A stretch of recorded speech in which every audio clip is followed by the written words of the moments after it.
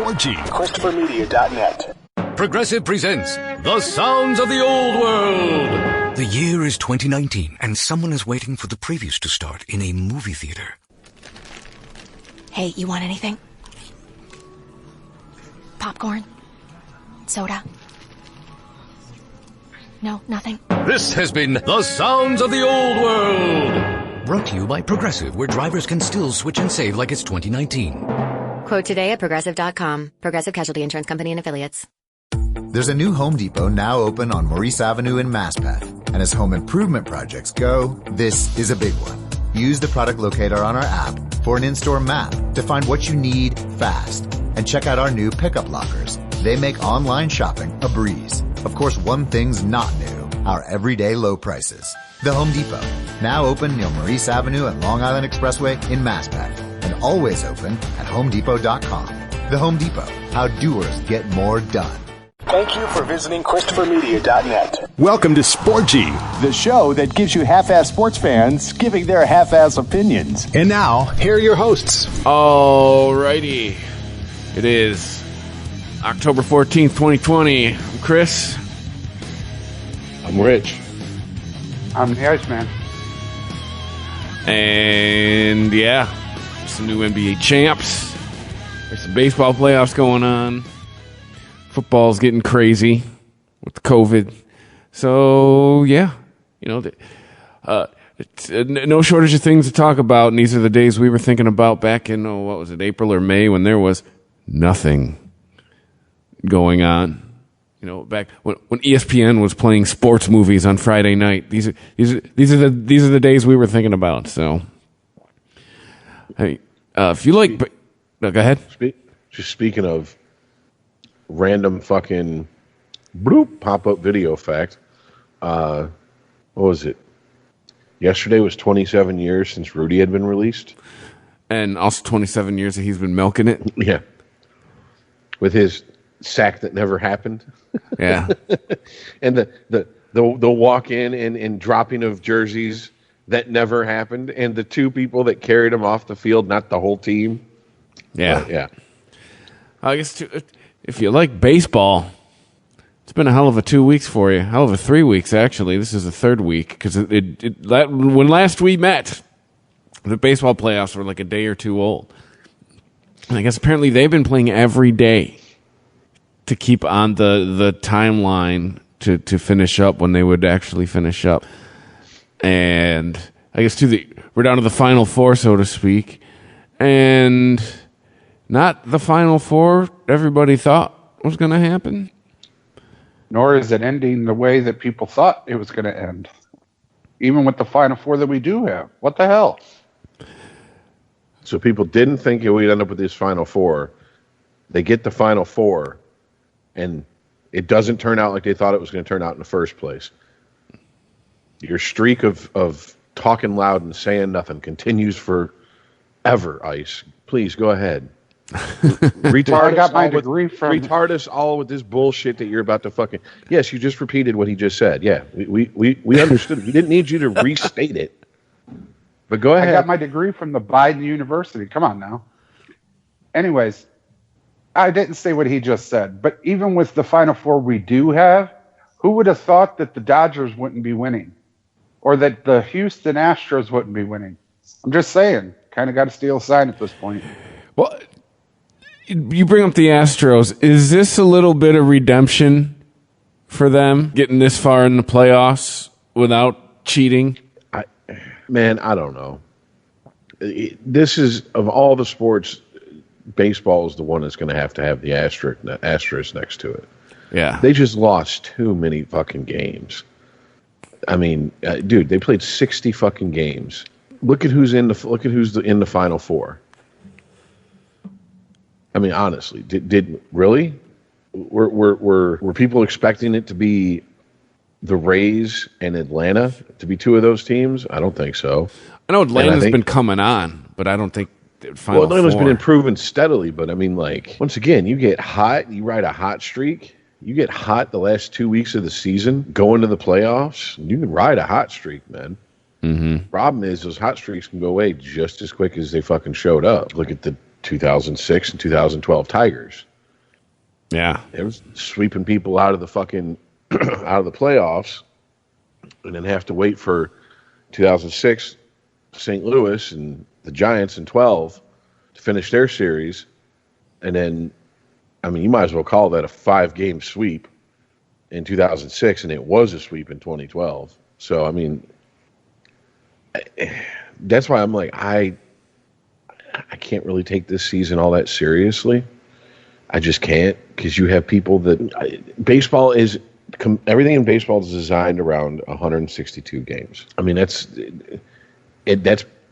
built into it. It's like the old NHL format for their playoffs. It was a fucking war to get to the fucking cup finals. Literally, the whole series would be decided upon one or two players' ability to play or not. Baseball is supposed to be like a grind, not a sprint. It's a marathon. So I don't know.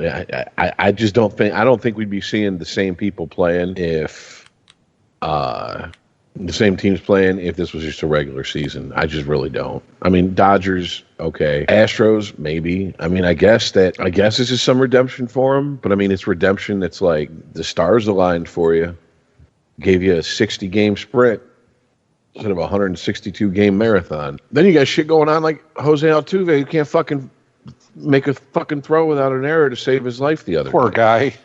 He can't field to save his life. I mean, they're starting to bring up maybe he's got the yips.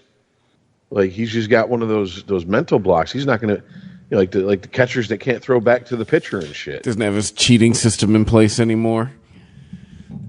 I don't know. I mean, I'll tell you what, it ain't over for him. I don't give a fuck what they do from here on out. They could go on a tear, win every game here on out, win the World Series next year. I mean, I can't imagine next year they're not going to play a full season, especially since they're trying their best to end the season around the approximate time it would have ended without COVID, which tells me that they're not willing to do what the NHL is willing to do and push in the NBA and push back the season, starting later. Well, I mean, King Dingling, NFL, we ain't changing shit. We'll kill our preseason before we'll kill, this.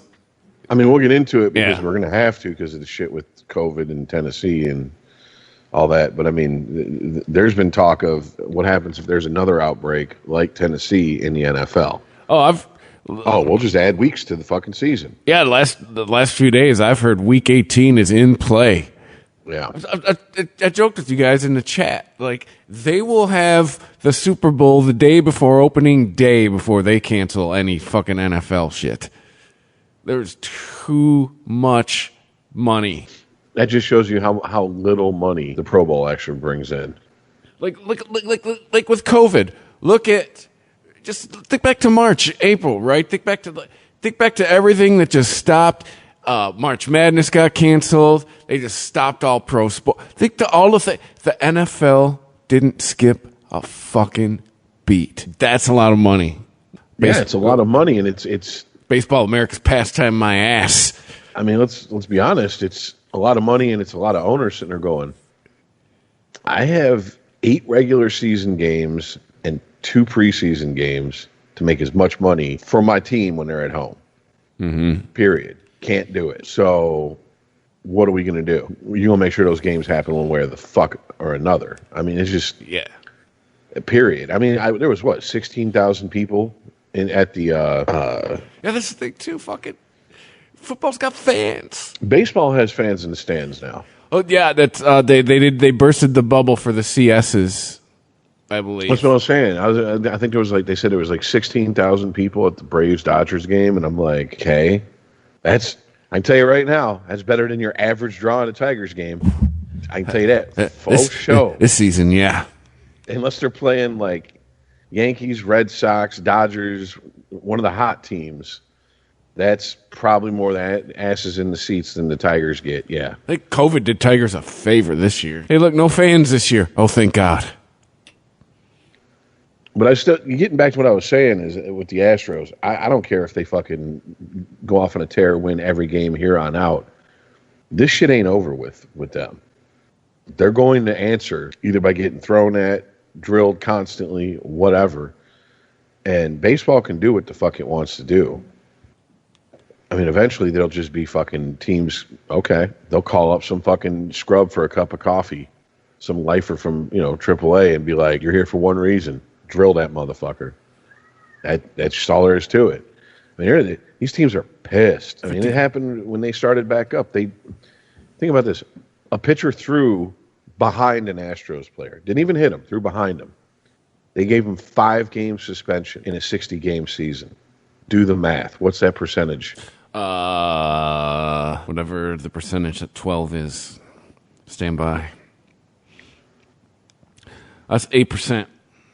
That's a significant amount of time to get for not hitting a guy, just throwing behind him. And yes, I understand throwing behind a guy is disrespectful and, blah, blah, blah, blah, blah. But he could have chucked it at his fucking head. I mean, how many players have been hit in the head that you've seen since you remember watching your first baseball game? More than I can count. Happens not all the time, but enough to where it's like, oh, shit. Hope he gets up. But, a lot of people have been hit in the head before, so it looks like he's going to get up. It's just true. When the season started, just a lot of Houston players were thrown at. I remember. A lot of highlights on ESPN. Guys getting dusted back. Well, not only that, but you have what? It was Houston's manager and general manager fired, kicked out of the league for a year, right? Mm-hmm. It was AJ Hinch. Then you had, was it Alex Cora in Boston? Bye-bye. Hired and fired before he ever fucking got a full season in because of his connection to the shit. Got fired on his day off. How you get fired on your day off? Yeah. Craig? How'd you fight before you even start? But, of course, because, we had Ron Gardenhire here, and Ron Gardenhire has diabetes and a bunch of other underlying health issues, and apparently is, not as old as God, but owes him a few fucking bucks. He can't play. He's like, it's just not worth the risk to manage. I'm out. Now they're talking about fucking, let's bring AJ Hinch or Alex Cora in to fucking manage the Tigers next year. And I'm like, really? You really want to bring that type of heat on a team? Because I think it's going to follow. Any team needs either of those managers, Hinch or Cora, or the general manager. I can't remember his name off the top of my head. Any team that they're associated with from here on out is always going to be suspect. I mean, I wouldn't be mad at it. I mean, it's the kind of shape the Tigers are in. Like, yeah, why not? They didn't do it. They just brought in the guys who did. But once again, we're not talking about these guys are the best at their fucking job ever. This isn't a Belichick situation. That's true. Any team would take Belichick, and they don't give a fuck about how many times he's violated NFL rules, how many draft picks he's lost, how raggedy he looks on the sideline. None of that shit's going to matter because he's Bill Belichick. All right, get ready to laugh at me, Rich. But with baseball, now serious, I never understood what the manager's job was. Like in football, the coach's job is to, call the plays, get the designs, and, do all the shit. But with baseball, you kind of just tell people to go out and play, and either they do or they don't. I mean, what actually does he control?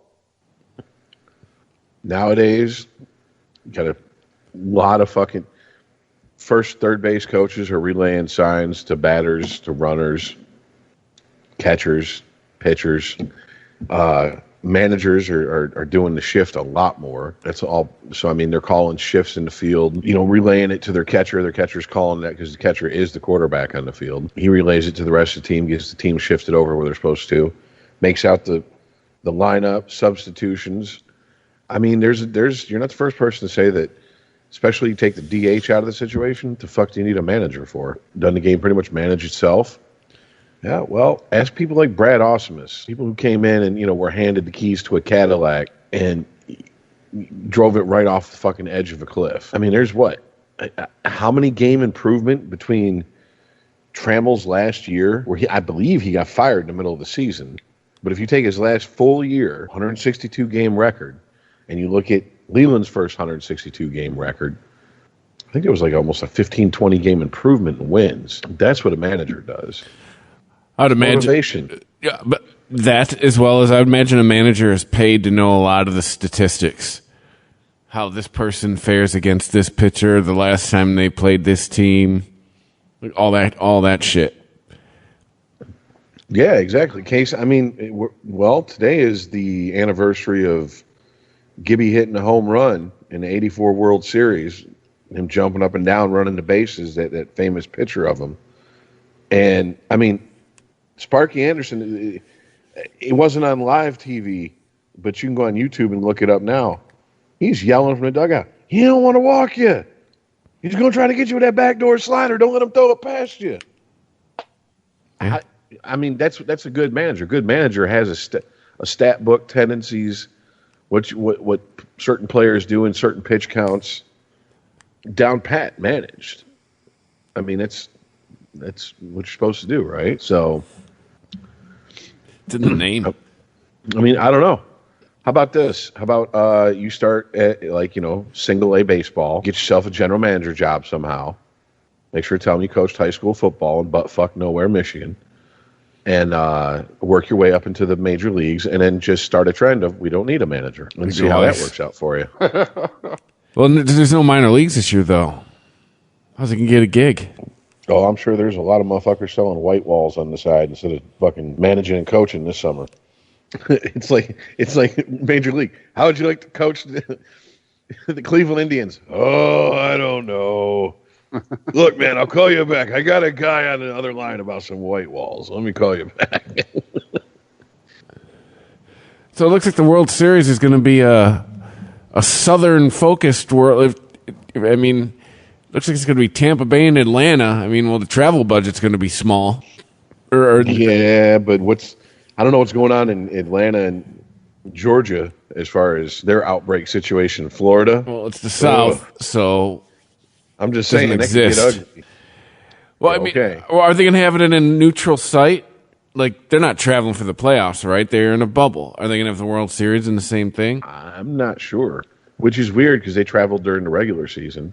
You just stayed within the Central for the National and American League. That's how they divided up. Like that. Well, you didn't stay in the Central. If you're in the Central, you stayed in the Central. If you're in the East, you stayed in the East. If you're in the West, you stayed in the West. And you just played American National League, West, Central, or East. Like I said, there's so much that they did just to get baseball out there, which I understand. I watched quite a few games this year, listened to quite a few. I appreciate the effort, but I mean, it's like this just isn't baseball. I kind of feel like Todd when I talk to Todd about the World Baseball Classic or Olympic baseball when the Olympics had baseball. It's just so short. It doesn't fit. It doesn't feel like it's part of the sport. It's like, really? You play to get into a tournament and then single elimination tournament and then so like that doesn't feel like baseball. That's March Madness. Yeah. World Series is going to be played in the Texas Rangers ballpark in Arlington. So it'll be two teams traveling to one place. So that's how it goes down for the COVID series. I mean, the Rays pretty much have a stranglehold on the Astros. It's 3-0 series lead. That's not insurmountable. It's happened in our lifetimes, specifically in baseball. I don't think this Astros team is the 2004 Red Sox, though. I don't think they're going to do it. Yeah, I just don't see it happening. 03. That's pretty insurmountable. LeBron did it. And then you have Kershaw down with back spasms, and they're going, every single day. They're having teams have had pitchers that have had 2 days rest go out there and sorry, you got to go. Yeah, this is how it is. We need our best out there. You give us the best chance of winning. So Dodgers, they're down 2-0 to the Braves. Like we said, I mean, I think last year when we did our preview show with Braves was one of the teams that fucking Todd was like, don't sleep on them. Mm-hmm. They're actually making a come up here. Don't be surprised if they make a deep playoff run in the next couple of years. I think because of what we've went through this year, it kind of accelerated it though. That's just my opinion. And I don't think the Braves would be where they're at if they played a full season. And how long are we going to be allowed to call them the Braves? When's that going to change? Come on, look at the tomahawk and the logo. That's racist. Well, they've already gotten rid of isn't the tomahawk chop and the oh, isn't that like banned in the stadium? They catch you do it. First of all, not like they got a whole lot of people in the stadium anyways at the moment. If they catch you doing it, they throw you out type thing. They could say that, but I mean, what Thursday night, the opening game of the NFL season this year, what they were doing it in Kansas City. I was going to say, yeah, I would love to see them try to stop the Kansas City Chiefs fans from doing that. Here's the bitch of it. If the NFL or Major League Baseball or whoever, NHL with the Blackhawks, if they want to get fucking and be sticklers about it and be dicks about it, you already paid your money. You're already in your seat. They got your money no matter what. They'll throw you the fuck out. We'll play to nobody in this bitch. We don't care. We got your money. Believe me, they don't give a fuck about fans in the stands unless it's costing them money. And believe me, the people that are going to games, I guarantee you are probably, I almost 100% guarantee you are season ticket holders. So they already have their money, period. End of story. You go in there and they throw you out, it's just like anything else. You're too drunk. You got to get out. I bought my ticket. Okay, then you got your ticket stub. You paid for a memory. You're too drunk to remember it. Now get the fuck out of my stadium. Deuces. I think it's probably what they do to them. But I don't think they're that serious about it. I mean, honestly, I think that shit's kind of dying down. And without getting too political, depending on the outcome of the election, I think we might. My feeling is if Trump wins, yeah, we're going to hear people bitching and complaining about little tiny things like this. Like, look at the hatchet and the Braves logo. It's racist. Whatever. If Biden wins, no. Because you'd hear rumblings every once in a while underneath Clinton, Obama. What the fuck was done about it? Nothing. One of the very first shows we did on Unregimented, we talked about the Redskins and this push to change their name. And I think even by the time we fucking posted it, it had left the news cycle. This time it stuck because people are fucking babies and they're going to throw temper tantrums so they get their way because, well, Orange Man bad and he in the White House. So everybody's got to fucking give up something because I'm mad and I'm a petulant child. I'm going to get my way no matter what because I'm a baby. That's what babies do. Get their way all the time. What a baby. Bunch of fucking narcissistic sociopaths, unaccustomed not getting their way. So they're throwing fucking temper tantrums. Believe me, I live with a 5-year-old. I know how that goes. And I know fake crying when I hear it. There's a whole lot of fake crying and fake outrage out there. So, I mean, we already did this. I could go through almost Dodgers, trolley Dodgers, really? How ableist of you. What about people that can't dodge out the way of trolleys? That's ableist. Astros? Oh, what is a meteorite? What is it? Based on your ability, not your identity. Meritocracy. Oh, so only the best of the best can go into space? Yes. You simple fuck. We're not sending a drooling fucking fool by the last name of May into space. Okay? We're going to fucking send someone who can actually, do long division in their head without their lips moving and using their fingers. Okay? How about the air numbers. Like, Jesus Christ. They already got rid of Devil and Rays because why? I don't know. Yep, it's just the Tampa Bay Rays. So yeah, baseball. Yeah, I mean it's looking like. Anyways, it looks like it's going to be a Rays Braves series. I have no idea who's going to win out of that. I mean, if I'm going through just looking at the record from the playoffs and the few games I've seen of the Braves and the Rays this year. I'd say the Rays probably have slain the bigger dragons. That's just my opinion. I just want to know why the Dodgers, they're turning into the Buffalo Bills of baseball. Like, they keep going and not winning. Why? What is wrong? Why can't you close the deal? It's a great comparison. How many World Series have they been into the last 5 years? Like 4? Well, at this point, even if they win, now you're just like the 90s Braves, the 80s A's, these super teams that had fucking Hall of Fame players on it went on, almost a decade long run, and you got one World Series to show for it and a whole lot of heartbreak. I mean, fuck, as a Tigers fan, I took a World Series between 2006 and 2013. Like, I'll win. You know what I'm saying? Like, I don't care. You only got one out of all them years. Yep, I'm happy about it. Yeah. I'm not greedy. I'm not a Yankees fan. I don't need to win every year. By the way, I got to say, who was that pitcher they paid $400 million to? Garrett Cole. $400 million to win that game that he pitched, that decisive game, and he didn't. So, way to spend money. Good for you, Yanks. It's that Yankees checkbook. Good to see the fuckery going on in the house that Steinbrenner built still going on. I think Garrett Cole will be all right. He's got how many $100 million to dry his eyes with? $400 million. He's going to be fine, but that's New York, and it ain't the Mets. There's your one. You know what I'm saying? You better have a redemption story in there somewhere, because New York don't play that shit.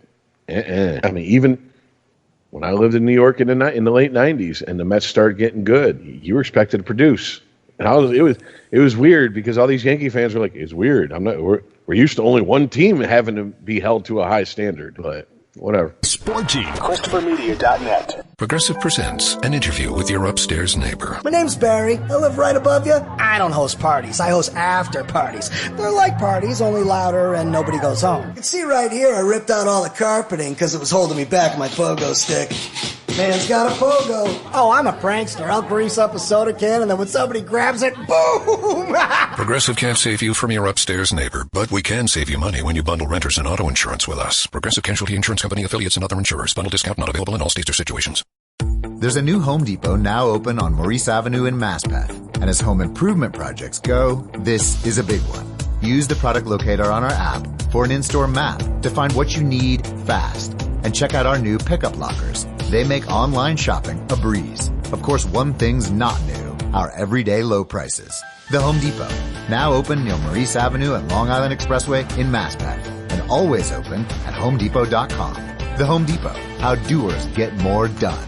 Progressive presents an interview with your upstairs neighbor. Hi, I'm Tia. The upstairs-downstairs neighbor dynamic is so special. We have our own language. Like when I scream at my mom on the phone, the people downstairs bang on the ceiling to show their support. The nighttime's the best time to rearrange furniture. I call it midnight feng shui. And if I sleep through my alarm in the morning, they bang on my door to wake me. So thoughtful. Progressive can't save you from your upstairs neighbor, but we can save you money when you bundle renters and auto insurance with us. Progressive Casualty Insurance Company affiliates and other insurers. Bundle discount not available in all states or situations. There's a new Home Depot now open on Maurice Avenue in Masspeth. And as home improvement projects go, this is a big one. Use the product locator on our app for an in-store map to find what you need fast. And check out our new pickup lockers. They make online shopping a breeze. Of course, one thing's not new, our everyday low prices. The Home Depot, now open near Maurice Avenue and Long Island Expressway in Masspeth. And always open at HomeDepot.com. The Home Depot, how doers get more done. ChristopherMedia.net. Sporty.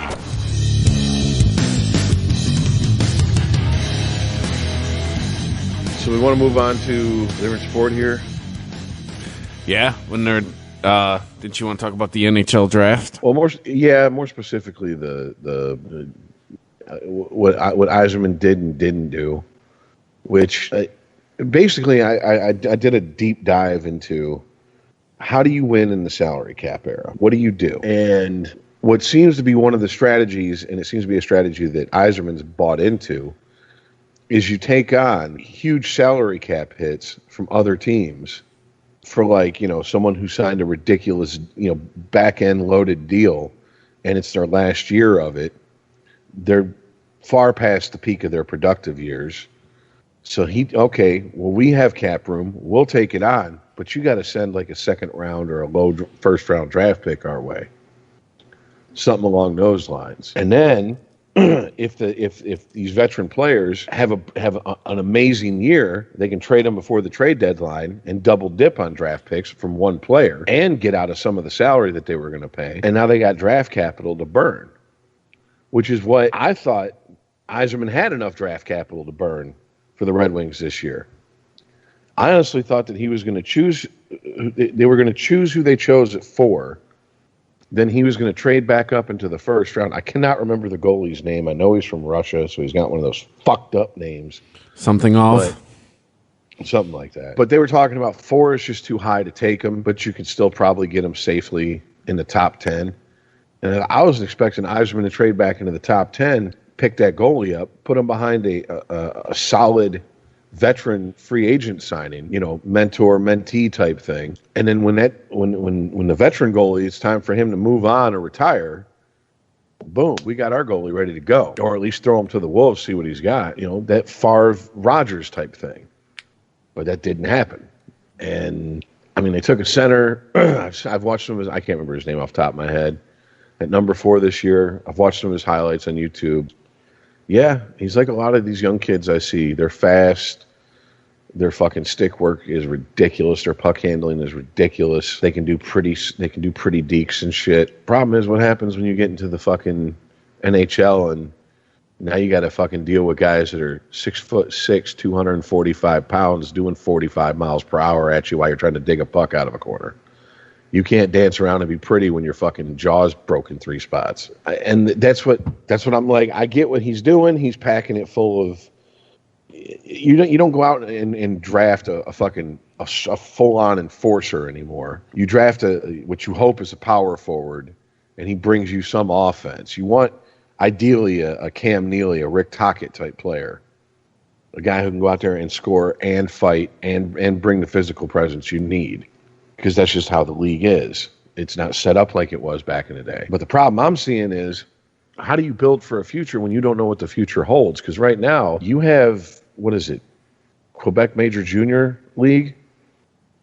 They're getting bailed out by the Canadian government. They're like, yeah, but if we're going to give you money, no fighting and no body checking.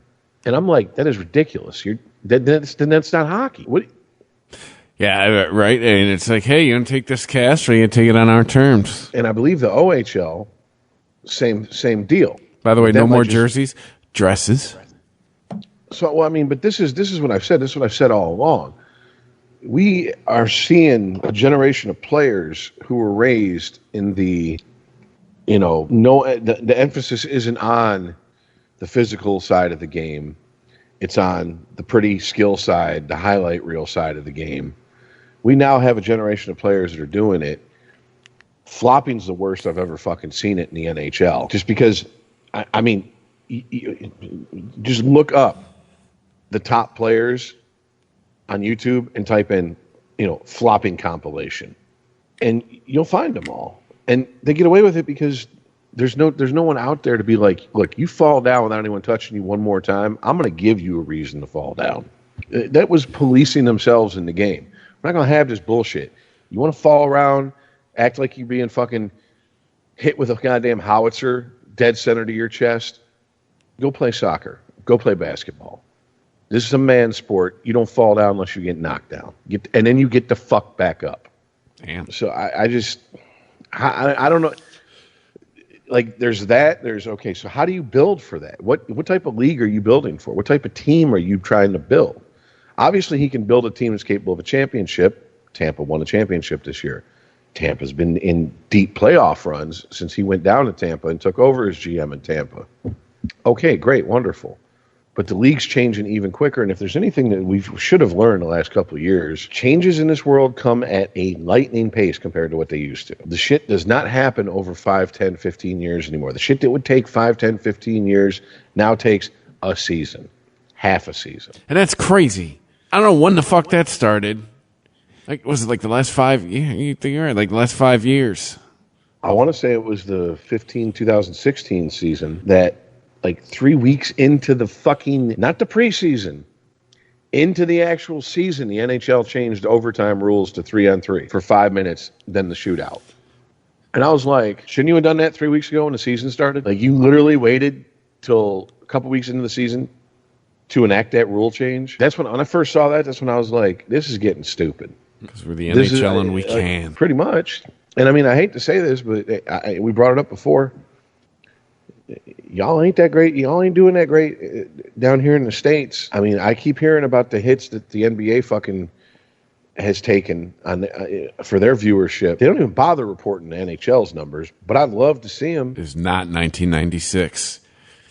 No, and you had a perfect opportunity to showcase your sport, and you put it behind a ridiculously overpriced paywall because your bullshit greedy ass owners. And by the way, those are the owners who wouldn't spend on their team, so they cried that it's not fair that other owners who would spend on their team were allowed to. They're the reason there's not only a salary cap, a salary minimum. Because if there wasn't, us three would be the fucking starting line for the fucking Arizona Coyotes. That'd be cool. Yeah, until Ice and I dropped dead of a heart attack 5 seconds after the first puck drop. Hey, Rich, food for thought. Oh, there he is. You were talking about... Welcome to the show. Right. You were talking about, what kind of team are you building for? Well, what kind of audience are you building for now? Because you're right. NHL has kind of disappeared from the television, but whatever fan base you do have and you do want to keep, who are they? Are they you and me who want to see hockey played like hockey's always been played? Or is it the new gen who's like, ooh, don't hurt them. Don't hit. Why are you fighting? Why is everybody fighting? I think since the mid 2000 lockouts until the last handful of seasons, I believe it's what I'll say. I think that was their transition period of, well, we're gonna still have some of what your old fans crave, but understand it ain't gonna be there long, so savor the flavor. You know what I'm saying? Like because now I think they've moved out. Just like in society, we've aged out of that, or we are in the process of aging out of that oh so coveted demographic. Was it the 18 to 45? Oh, they still for the young people 18 to 34. We're done. That's young. 1834. Okay. Oh, we're long gone. But no, Yeah. we're still in 25 to 50. We're still in the one the main advertisers want. We still got another few years on that one. But yeah, the young demographic, 18 to 34. Peace. I'm out of here. Yeah, I think that's who they're building the league for. Just like when all the protests and shit started, and you started seeing companies that had resisted for all our lives, even entertaining. I'm not taking Uncle Ben off the rice. You are now. Retarded. They are now. I mean, dude, think about it. Like even during lockouts and strikes and everything else, there's never been a situation where a government body has stepped in, offered to help a fucking sports league, but said, but you can't do two things that are integral to your sport if you take this money. And they're at a situation where they're like, if we don't take the money, we don't have a league. Yeah. So that's showing you who they're building for. They want the new generation. They want don't hit them. There's too much hitting. Oh my God, the game is so slow. Okay. There are people who aren't even watching. Well, that's the other thing, and that's just part of our culture now. These, I've talked about it unregimented, and I think if you're into sports, you definitely should gatekeep. Don't let anyone into your fucking little circle, because I'm gonna tell you what, you got people who do not give a fuck about this sport, who want to dip their fucking toe in and look around and find something to be offended about, blow the spot up, destroy the entire reason that you watch the sport and love the sport, and then bail because they don't care about it. And so the fans are left with the tattered remnants of a sport they used to love, and these assholes have already moved on to the next thing they're willing to destroy. They're locusts is what they are. They just come in, destroy, and leave. Damn. They're absolutely useless. The people that are bitching about how the NHL is run are the same people that think icing is what you still do to a cake. They have no idea. Yes, it's that article from like 2-3 years ago where the bitch was watching a baseball game and they were hanging up K's every time he fucking struck a batter out. This dumbass. And she got all offended because for a couple batters it said KKK. And then when someone took the time to explain to her what that meant, she said, I don't care. You still need to change it. It doesn't mean that to me. Well, that's a you problem. Yeah. That's not an us problem. You're the problem. But in today's society, it's her truth. So that's what I'm saying. That's why I'm not like sitting here like pissed off about what Yzerman did and didn't do in the draft, because it has to be a very precarious situation. Plus, if you lose the Quebec League and the OHL, you're going to have more players playing overseas, which is a completely different fucking game. It's more like the international game. Then you're going to bring them back here and expect them to acclimate themselves to the North American game. And yes, as much as it's changed, it's still a lot more physical than a lot of European leagues. With these guys are going to come over here and get smashed. With Yzerman, though, it's his first year back. He doesn't only have to start building a team to win in whatever league they're going to have from here out. He has to undo what the other GM did, which was obviously bad. This isn't his first year back. This is his second year of everything. This is his second draft. He's starting his second season as the general manager, and he replaced Ken Holland, the guy who he learned at his heel. He literally retired and went into the front office and became a special assistant to Ken Holland. I mean, and Ken Holland, yes, was a good GM in the non-salary cap era, and because Detroit had been able to build like they would build, trade away draft picks, sign free agents, et cetera, because they had the ethic they had, which is you produce in the playoffs no matter how great you are in the regular season. If you don't produce in the playoffs, you're gone. That's why Marian Hossa was let go after one season and not re-signed, and Johan Franzen was, because Franzen produced better in the playoffs. And then Franzen caught the chronic injury bug, and that was the end of that. I mean, I give Yzerman credit. He's come in and made some big moves that, to hardcore fans, have been somewhat unpopular. He got rid of Applicator. Now, a lot of fans were happy. They're like, good. But Applicator was kind of seen as like one of those dying breeds of guys, because he would step up and he would fucking fight for his teammates, and he would throw the body around, and he wasn't afraid to be a vocal leader, and all this stuff. He didn't care about your fucking feelings. He cared about results. Wasn't he, too, one of the last connections to that last cup? Like, yeah. Wasn't he a rookie when they won that last cup? Yeah. So people probably butthurt about that, too. But, I mean, I don't know, man. It's going to be interesting, and then I'm hearing that they're not talking about starting the season until after the 1st of January. And I'm like, so are you just going to permanently push back the NHL season? Because at some point, if you don't do a shortened season next year, which if they start, let's say they start on January, on New Year's Day, they start the season. Usually they start the season the first week of October. So you're going to lose almost 3 full months. Let's be nice and say 10 weeks of the regular season. Mm-hmm. What are you going to do? You're going to have teams play every other day? Maybe. I mean, basketball players bitch and cry and piss their little panties about playing every other fucking day. They're nowhere near as physical as fucking hockey players are. Jesus Christ, football players are crying because they had to play on a Tuesday. And it's like, get the fuck over it, dude.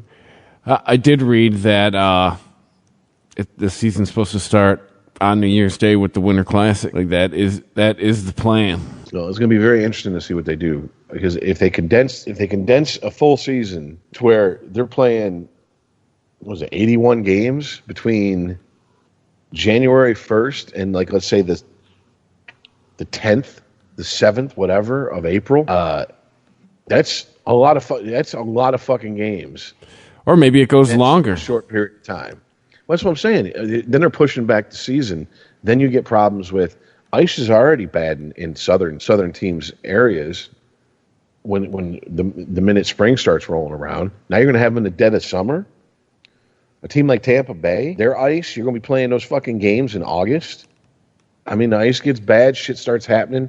Guys start losing their fucking edge, blow a wheel, fucking go slamming into the boards, break their ankle, fucking, Dak Prescott style. Owners will be pissed. That's a lot of money that you're paying someone to sit on their ass. And it could have just cost you a championship. Over why? So you could push back the season? That's what I'm saying. So there's a lot of shit that's still in the air. I think we're guessing. The difference is we're not in the front office in Toronto with the rest of the fucking NHL top brass. I think they're doing a lot of, what the fuck are we doing? I don't know. Let's just fake it till we make it. We'll just do it until fucking we get back to normal somehow. I think there's going to be a lot of that. Yeah. I think with the NHL and the NBA, there's going to be, again, unless you're king football, I think there's going to be a lot of we're playing this by ear, and we'll figure it out until crowds are allowed to be a thing again. Well, I mean, that's I'm not even convinced that shit. I think there's going to be severely reduced crowds or empty stadiums, even if they start January 1st next year. I truly believe that. Not unless we all get a vaccine as a Christmas gift. Yeah, you're right. You're going to have a lot of people that are going to refuse that vaccine. All right. So let's talk NBA. Lakers. They did it. Took LeBron 2 seasons. Now this is what for him? 4, 5? Yep, that's 4. That's 4. I mean, and he's now in a position to where they could make this team could go on that type of run. I mean, now this one at least there's now a conversation where you're talking like MJ, Kobe, LeBron all in the same conversation, right? Wow. Well, you have a lot of people who are, and a lot of people who are saying that he's nowhere near MJ as far as scoring titles, defensive titles, et cetera, et cetera. But I mean, now the man has done it on 3 teams. Well, understand though, but he's only got 4 in 10 trips to the finals. Michael Jordan is 6 for 6 with no game 7s in the finals. Yeah, if they keep him with Anthony Davis, he might get his 6. Like that team's just been, and you even said, what's he going to be though? 6 out of 20? No, man. Maybe 6 out of 12. That's what I'm saying. Like, he looks like he's in a situation to go on a run with the team that he's on now. I mean, you said they were dominant before Corona hit. They were dominant after Corona hit. And then he got his wish too. He was the MVP in the playoffs. So, I mean, we might just start getting into the at least a lot of the territory at least I was in with Tom Brady. At some point, you got to start being like, well, think what you want of the guy. Look at the hardware. Look, LeBron James is the best player in his era. That's what I'm going to tell you. And somebody brought it up the other day, and I forget where I heard it, but it is a good point. LeBron's got himself a nice future in being a GM. If you look at all of the teams he's engineered, I mean, he's technically been the GM of the Lakers. He was the GM of the Cavs the last time he rolled around. He was the mastermind behind putting together that team in Miami. And the guy's got an eye for talent. Oh, Jesus. Does that mean we got to listen to his detractors and his fucking sycophants argue even after the man retires? Because, well, he's GM for the Lakers. Why the Lakers? Why didn't he come back home to Cleveland? Blah, blah, blah, blah, blah, blah, blah. He ain't as good a GM as fucking so-and-so was. Now he can become the Black Phil Jackson. That's the next move. No. No. He has a better shot of overcoming the I'm better than Mike thing.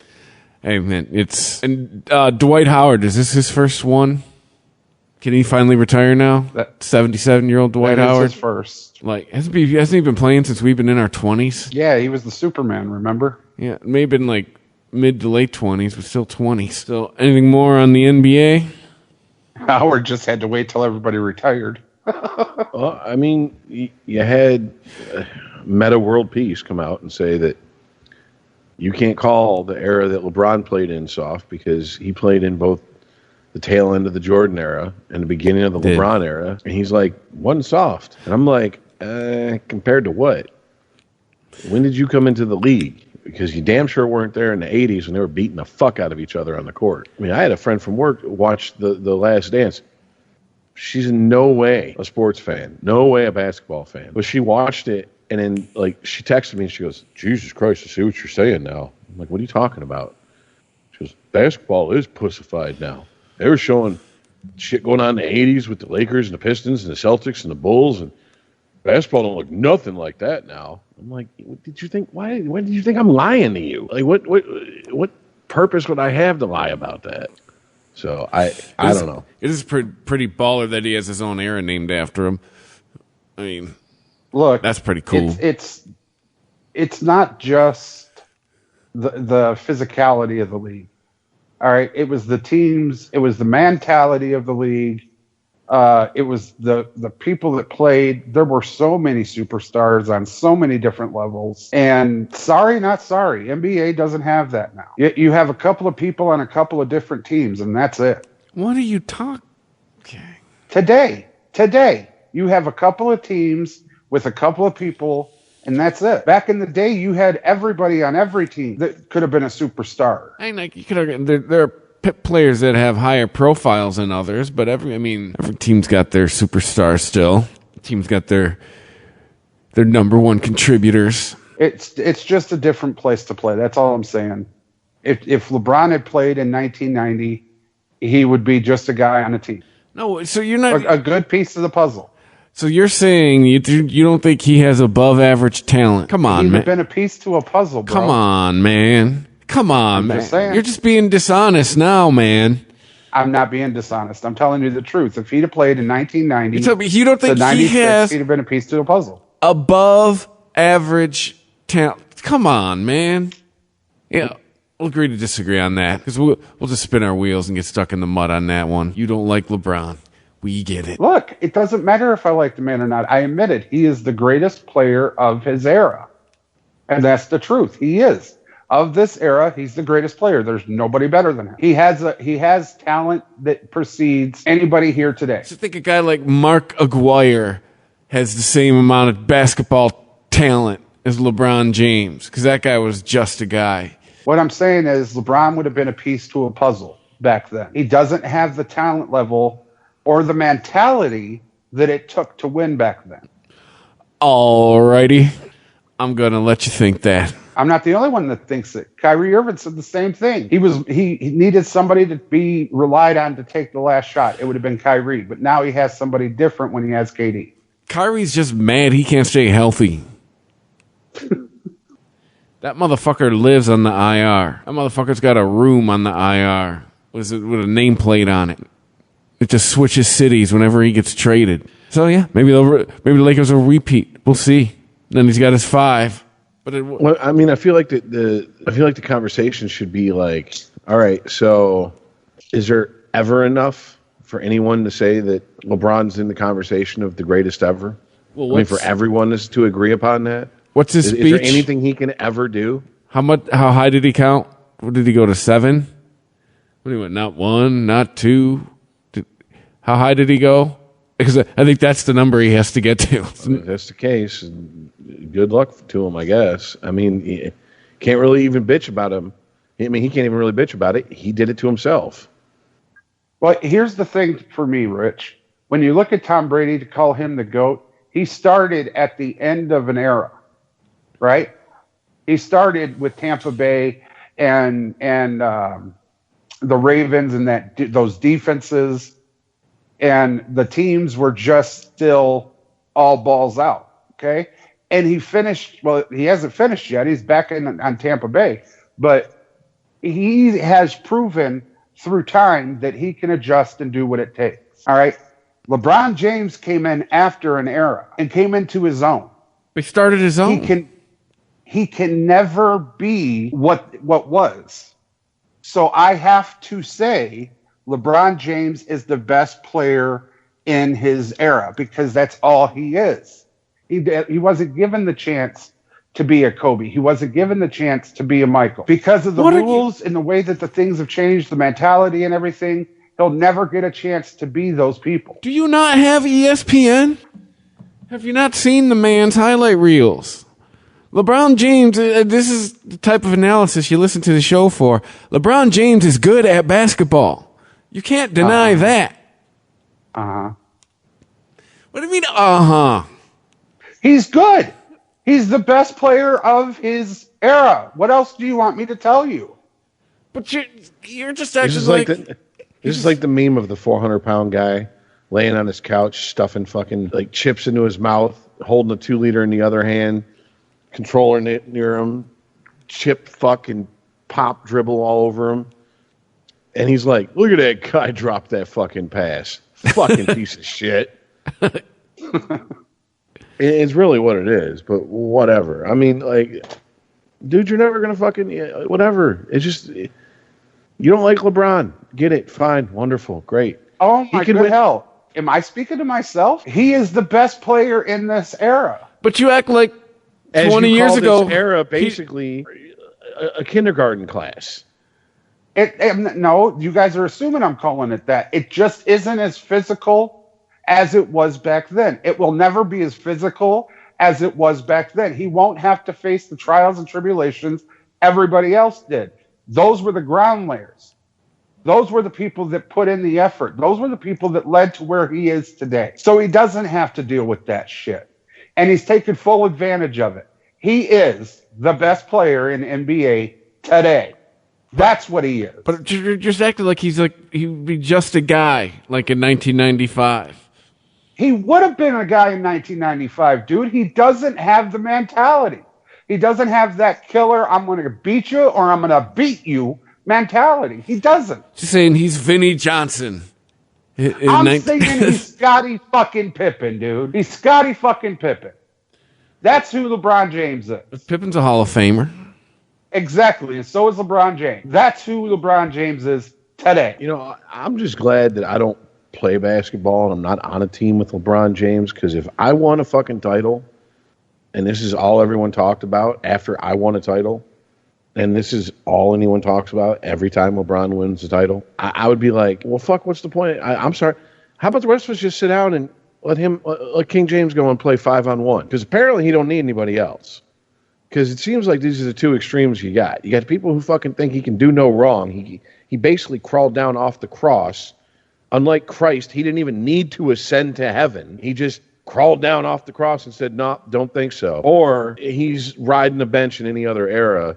He's the sixth man. Now, see, right there, Rich, you're proving a point for me. Michael Jordan was the standalone in Chicago in the 1990s. You could change out every other fucking person, including Scottie Pippen when he got hurt. Michael Jordan would still win the NBA title. Now, with LeBron James, it has to take a certain amount of talent for him to win a title. You need Howard. You need Anthony. You need this. You need that. You need Rondo. You need them. Well, Jordan needed people. Get there. What? Jordan needed people. He needed Pippen. But it didn't matter what the person was, dude. Do you forget the first half of Jordan's career whenever you have these conversations? I do not. Okay, because he came into the league in 84. And he didn't win shit till when? 91. Mm-hmm.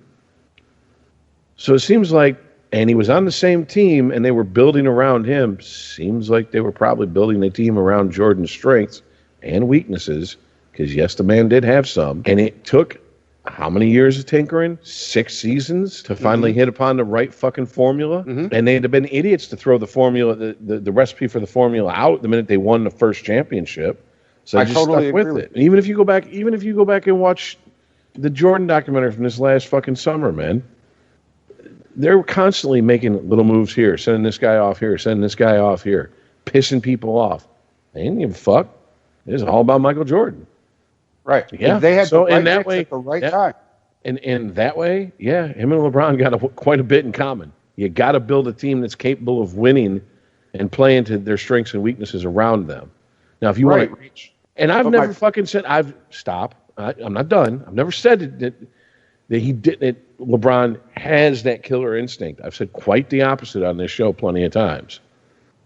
All right, I don't disagree with that, but at the same time, that's one of his weaknesses. So you build around that. You find people who do have that hitman mentality, that want to shove the dagger in even deeper than just enough to stop the person. They want to fucking go through their fucking heart from the back. That's what you do. You build around your strongest piece. Any team in the league for a decade, either of these men went to, they were going to be the strongest piece on whatever team they were on for the 10 years they were in their prime. And I mean, like, how old is we talk about LeBron like he's ancient because he's been around forever, but he's like, 34, 35? Mm-hmm. I mean, by anybody's calculation, it's downhill from here, buddy. Much like your hairline, it ain't ever coming back as strong as it used to be. So it just is what it is, man. I mean, my question is there anything he can do? Anything he can do to get to people that are like, well, he's good, but he's not as good as fucking Michael Jordan, to be like, oh, maybe he is as good as Jordan. I don't think so. I don't think so. Because these people, it's not about, it doesn't matter if he won more than Jordan, scoring titles, steals titles, championships. It's not about that. It's about romanticizing an era of basketball that's never coming back that you miss. And you kind of fucking look at these pussies playing it now and all they're flopping around and crying and why aren't you teeing him up? And all this bullshit. And you're just like, why am I watching this shit? Bunch of half a Momo sissies running around fucking crying over fucking stubbing their toes and shit. You serious right now? Right, but Rich, to your point with building a team, the difference between LeBron James and Michael Jordan is when they built the team, he won. And he won without exception. It didn't matter who was there. From 91 to 97, it was Mike. That's it. That's all. They built a team around LeBron, and he didn't just win. Sure, he went to the finals, but he's 4 of 10. I'm garbage. So, I mean, it's like I said. He's the best. He's the best of today.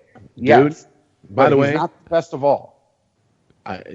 Just so you understand, it's just as frustrating to talk to the fucking people who just want to tongue his asshole while he's taking a greasy ass shit on a toilet. Because those people are just fucking as frustrating to talk to as his haters. Because the man can do no wrong.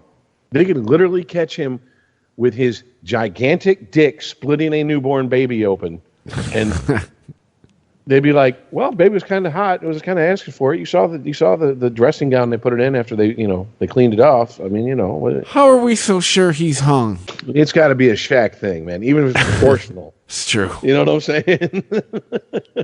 I'm just saying, like, motherfucker, you start putting 2s at the beginning of your fucking shoe size, and there's numbers that come after it. Yeah, I'm sorry, man. Even if you just proportional, you got a hog down there. I'm just saying, the proof's in that pudding, man. What, they have built team after team after team around LeBron, and sometimes he gets away with it, and sometimes they don't. And what is it? 3 teams have done it and won titles because of it.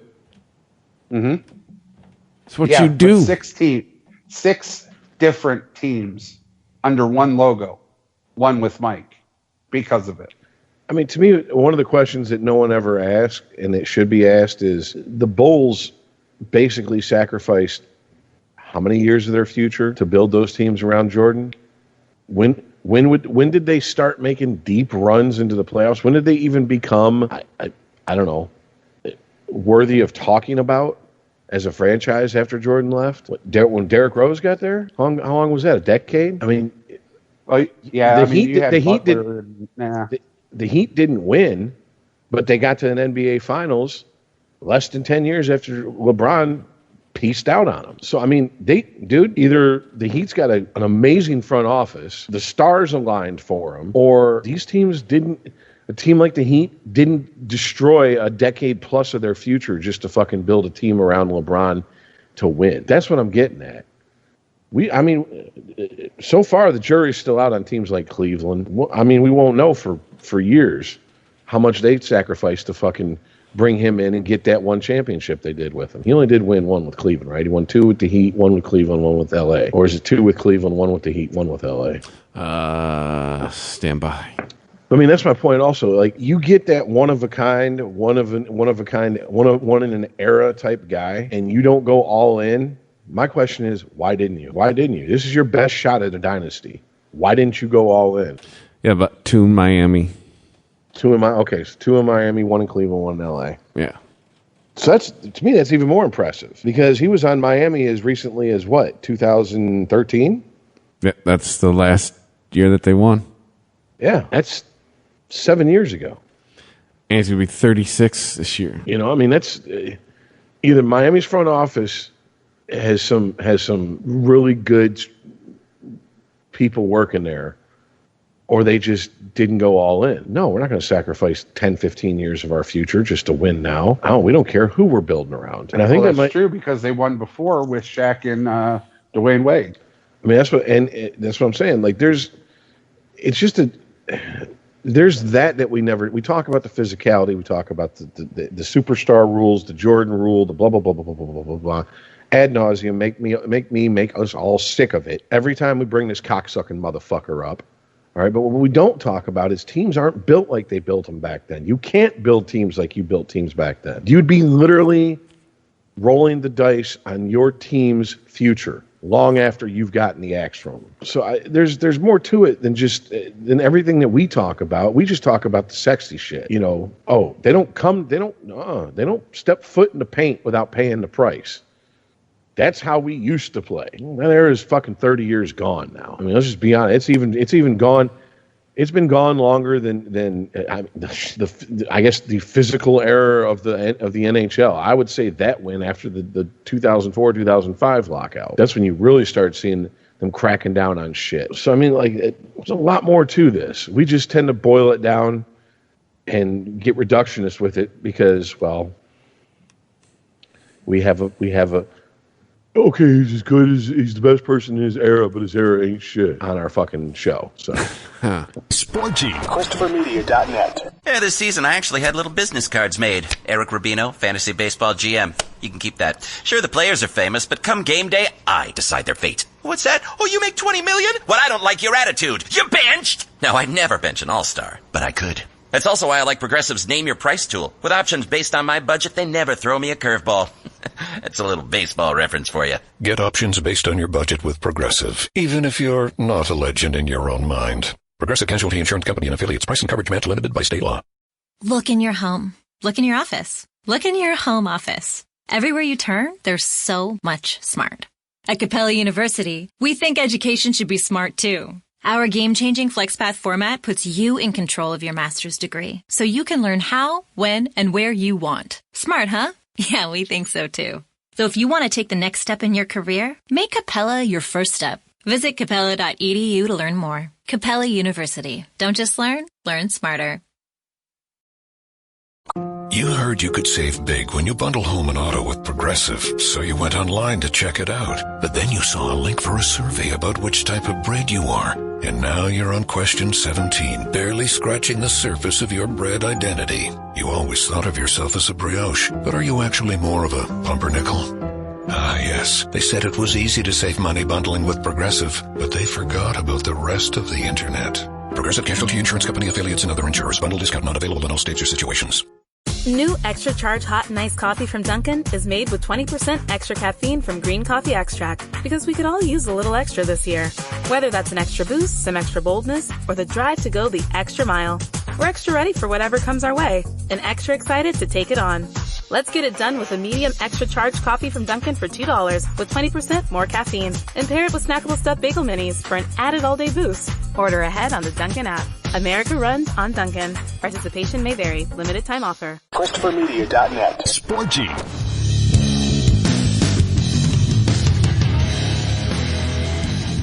Well, what next? We get college football in a week around here. Hopefully. Yeah. So far, so good. Well, college seems to be a lot more of a volatile situation even than the NFL or the excuse me, baseball. Well, because you get they're college kids. That's the X factor in all this. Like after the game, they're going and partying. They're not wearing masks. It makes sense. I mean, how many games has Notre Dame canceled so far? LSU and Florida this weekend has been postponed. Does Virginia Tech have dozens of people with COVID every week? I mean, wasn't there a report a couple weeks ago? MSU had quite a few people who tested positive over the summer, and they were doing their best not to, not to get caught up in the situation again, because they were like, especially when the Big Ten was doing their will we or won't we for that month or so. Mm-hmm. Because if you don't live in Big Ten country, let me tell you something. Every single fucking day there was a new report about a new rumor coming out about, in a few days they're going to announce their season. This is what they're going to do. Well, they're only going to do this. Well, now, no. They're going to push it back to the fall. Well, no. Actually, they're going to start, but they're going to start in October. And blah, blah, blah, blah, blah, blah, blah, blah. You never knew what the fuck was going on for a month. Got to the point where as much as I want to see my fucking Wolverines play, I was just like, you know what? Wake me up when you guys figure out what the fuck you're doing, okay? Yeah, figure it out, guys. I'm tired of fucking pulling my pants down, getting ready for a fucking blowjob that's going to suck the soul out of my cock hole, and for the chick to be like, I just don't feel like it, and then go home. Because that's what y'all did for a month. Nobody wants that. If you got to forgive me, I really don't. First of all, once again, college football, I said there was an asterisk next to baseball. There's got to be an asterisk next to college football, especially if you got teams that are only going to play within their conference and a bowl game. I mean, that's going back before the college football playoffs. And what are you going to do with the playoffs? Allegedly, they have that figured out, but I mean, I haven't even looked at the rankings this year. To me, the only way to do it is do it over Christmas vacation and put them in a bubble. Everybody plays, all 4 teams play one weekend. Next weekend, boom, two teams play. You don't leave that bubble till you're eliminated. That's the only way I can see to make it work. And you know what's going to happen if they do it over Christmas break? There's going to be students and parents bitching about, I want my kids to come home. They're spending Christmas in a bubble, and that's not fair, and blah, blah, blah, blah, blah, blah, blah, blah, blah. Well, ask your kid. You're such a competitive kid, and you went to a fucking a college football program where you won a chance to play for a national championship. Would you rather sit here for a week and play for a national championship, or go sit at home and finger bang Mary Jane Rottencrotch, who used to be your high school fucking sweetheart? Choice is yours there, DeAndre.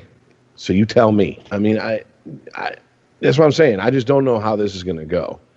On top of it, I think this is just a theory of mine. I think this is a dry run for the fucking ACC to get Notre Dame into their fucking conference. North Carolina has a ranked football program, like the Tar Heels. Well, they're number 5 in the AP and number 6 in the coaches. How many teams are left out of the fucking top 25 because the Big Ten aren't playing? Well, I mean the top 7 are pretty standard: Clemson, Alabama, Georgia, Notre Dame, Ohio State, North Carolina, Oklahoma State. And then in the coaches poll, and then they start different after that. But by the way, look at number 19, not even playing. Hail to the victors, baby. How could you say that when you just said Ohio State's number 8? What games have they played? I'm just saying, Ohio State is number 5 in coaches poll, number 6 in the AP. They haven't played a game. Oh, that's true. Yeah, I didn't realize that. Yeah, and in Michigan, number 19 has 0-0. I mean, I'm totally with you. I don't think either should be in the top 25. You haven't played a fucking game. Yeah, Penn State's number 8 and number 9 played no games. Oregon's number 12 played no games. I mean, now I don't know how accurate this is, so I will say allegedly. Allegedly, Ohio State was like, we don't give a fuck what the Big Ten says. We're having spring practice, spring scrimmage. We're having practices during the summer. We don't give a shit. We're getting ready for the season as if the season's going forward as usual. And if that's the case, maybe that's what that ranking's based on. Still way high for a team that ain't played when you have other teams that have. I mean, and on top of that, I'm kind of like, it used to be Michigan was always got the benefit of the doubt. I think Ohio State's kind of taken over as the favored child in the Big Ten. I mean, it's a ridiculously high ranking. Yeah, both them and Penn State ranked both in the top 10 in both polls. 0-0. That's what I'm saying. Yeah. No pressure. I mean, I don't know. They're talking 8 games in conference for the Big Ten, and then a bowl game, a Big Ten championship game and a bowl game. So bowl game, you have to be 500.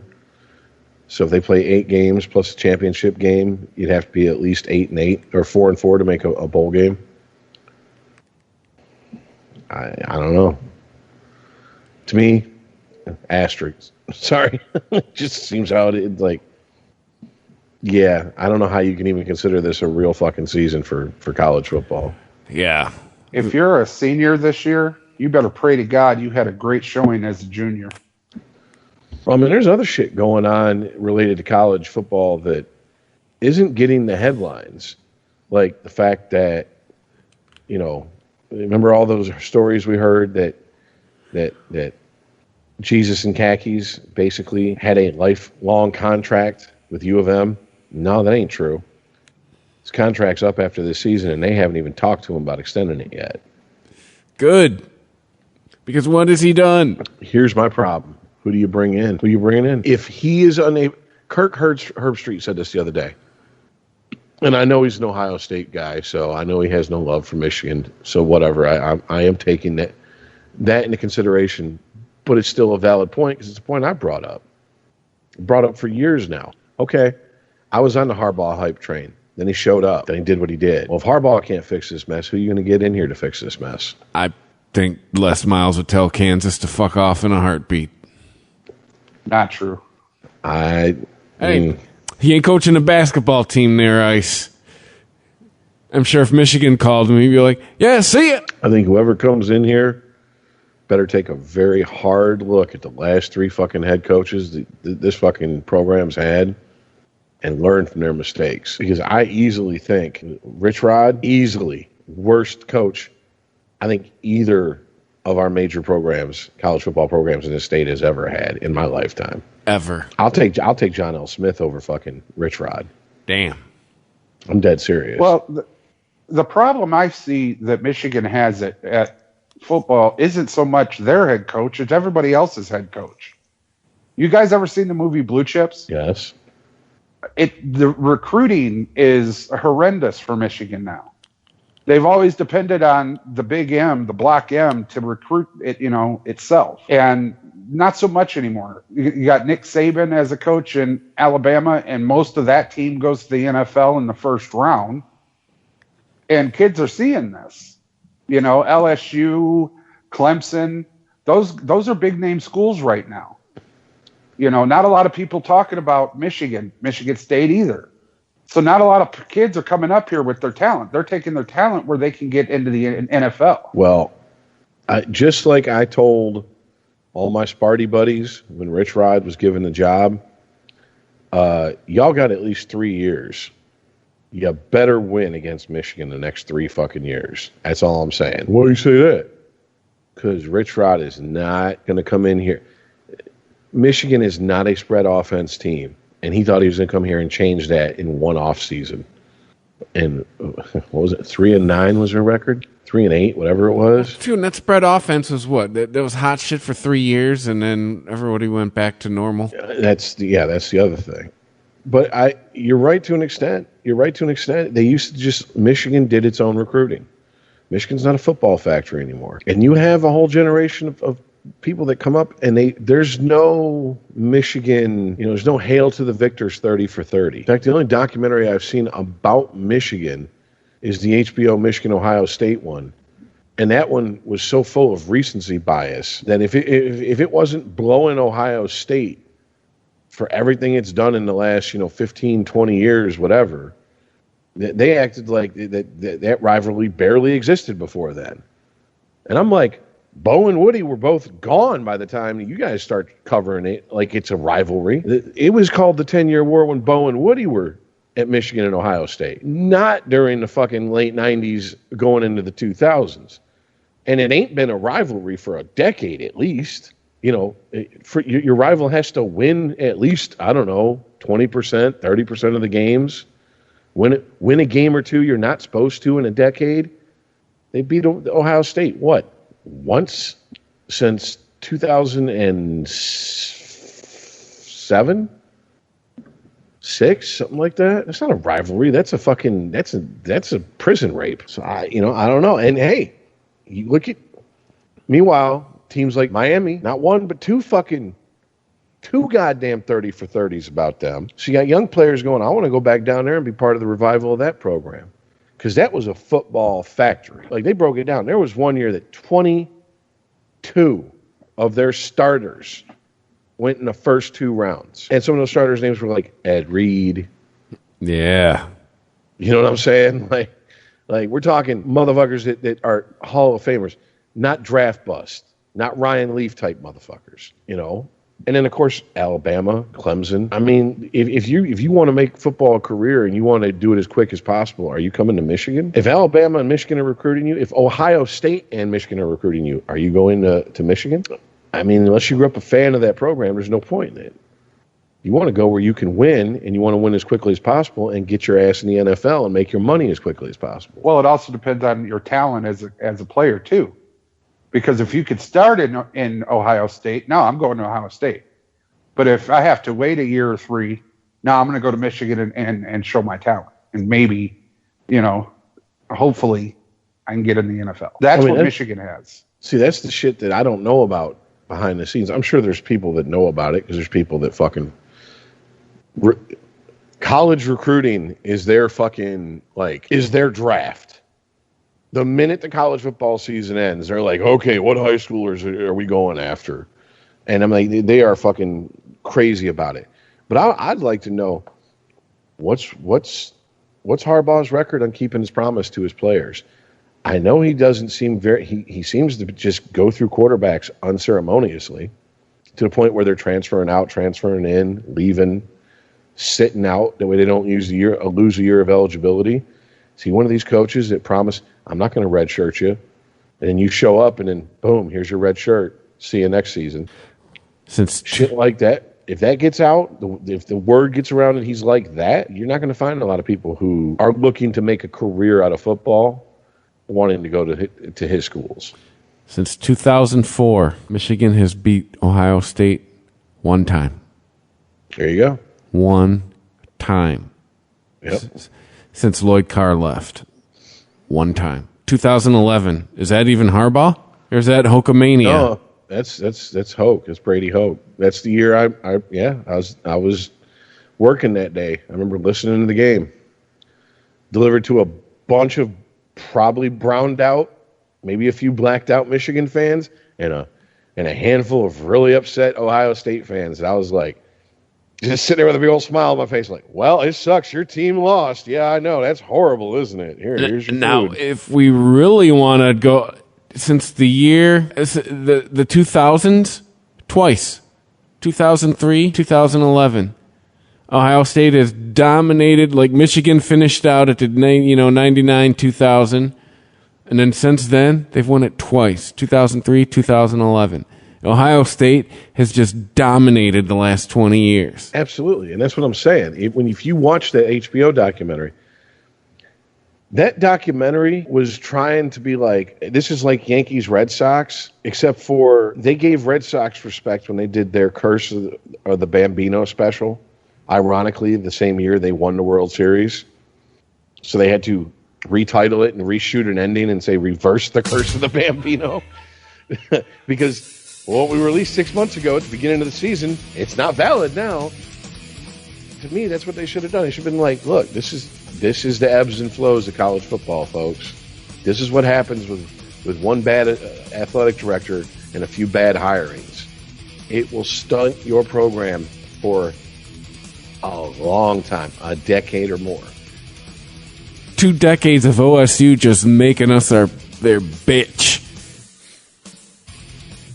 But I mean, if you go back and you look at the Lloyd Carr years, there was 2006 game, 1 and 2. Ohio State, Michigan were ranked. Ohio State beats Michigan. Michigan goes, plays Florida, gets their ass handed to them. Ohio State goes, plays Alabama, gets their ass handed to them. So all that hype to turn out that neither team was even better than a couple teams from down south. So it's like the Big Ten is the Big Ten. You know what I'm saying?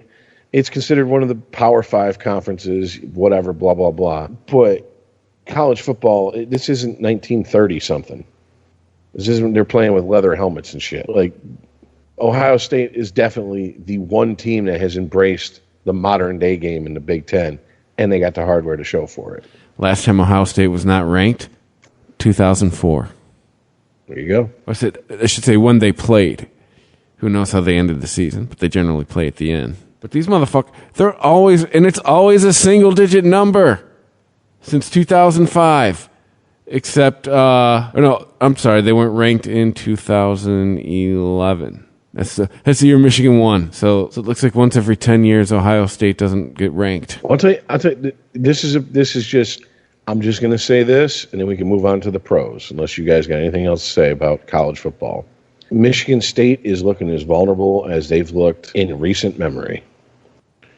I swear to fucking God, the saints in heaven, all the fallen angels in hell, and Satan himself, if fucking Michigan chokes and loses to Michigan State this year, I swear to fucking God, Blow this program up, tear it down to the ground, rebuild it from the ground up. Act like it got the death penalty.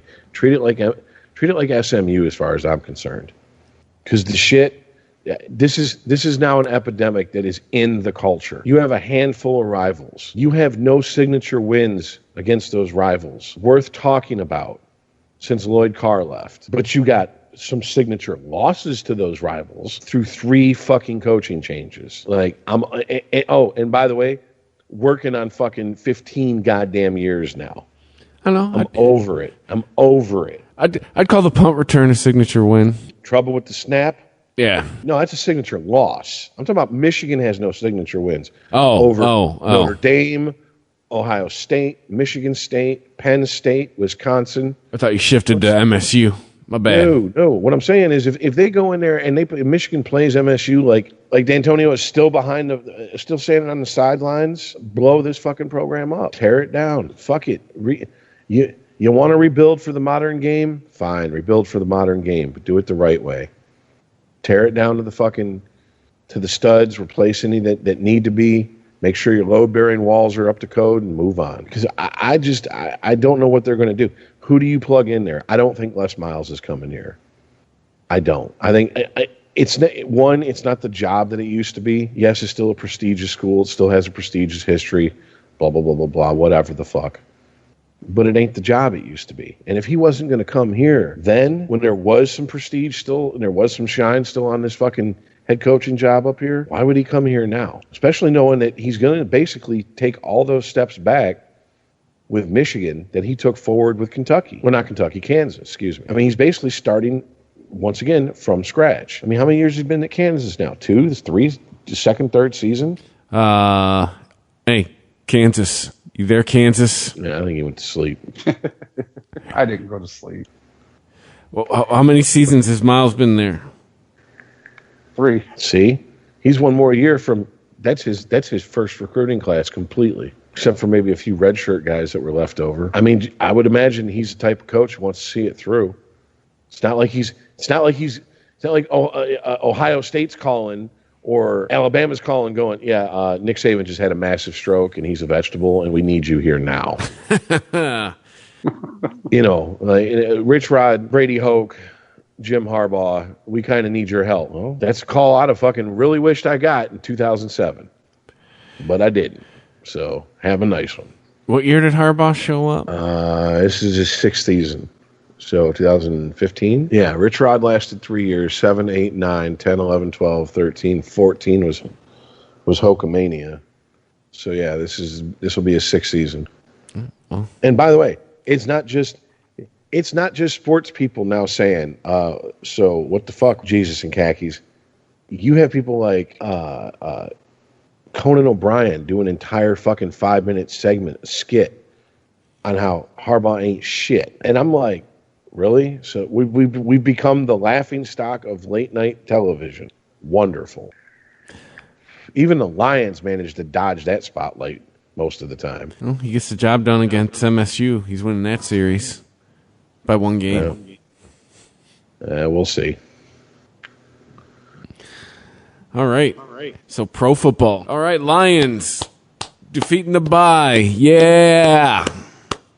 Matt Patricia hangs on to his job for another fucking week because they beat Arizona. I guess we never got to talk about that. Thoughts? My thought is, oops. Oh, whoops. There we go.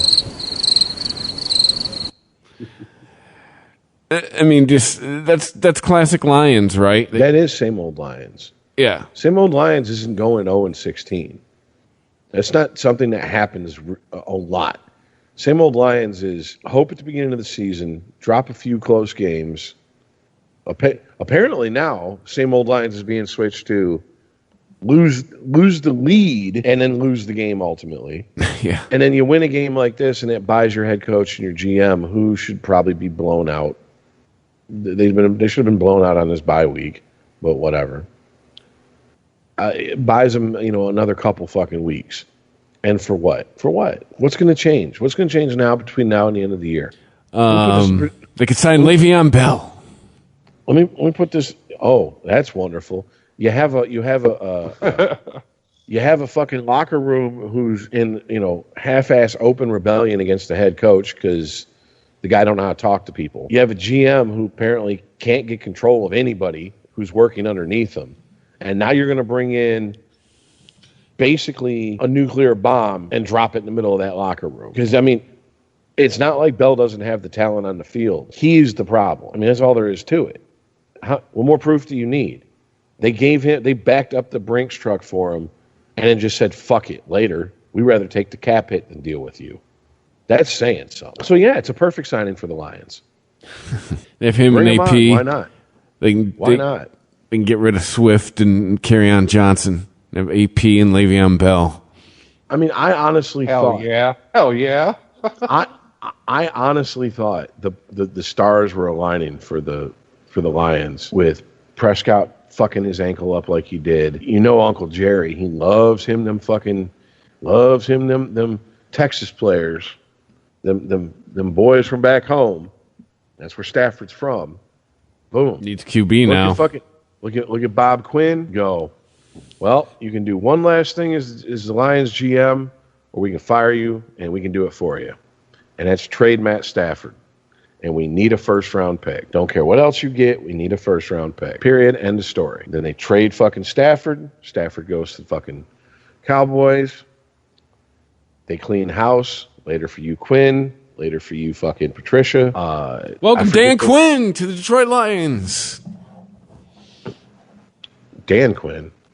Yeah, the Falcons coach just got let go. Well, dude, that's what I thought. It's like, because if I'm a GM prospect because they're gone by the end of the season, no matter what. They're not turning around and winning a Super Bowl. They're not turning around and making the playoffs and winning a playoff game. It's not happening. Period. End of story. So they're both gone. And if I'm a GM, I don't want to come in with a 34-year-old fucking quarterback who's at the cunt hair of the tail end of his prime.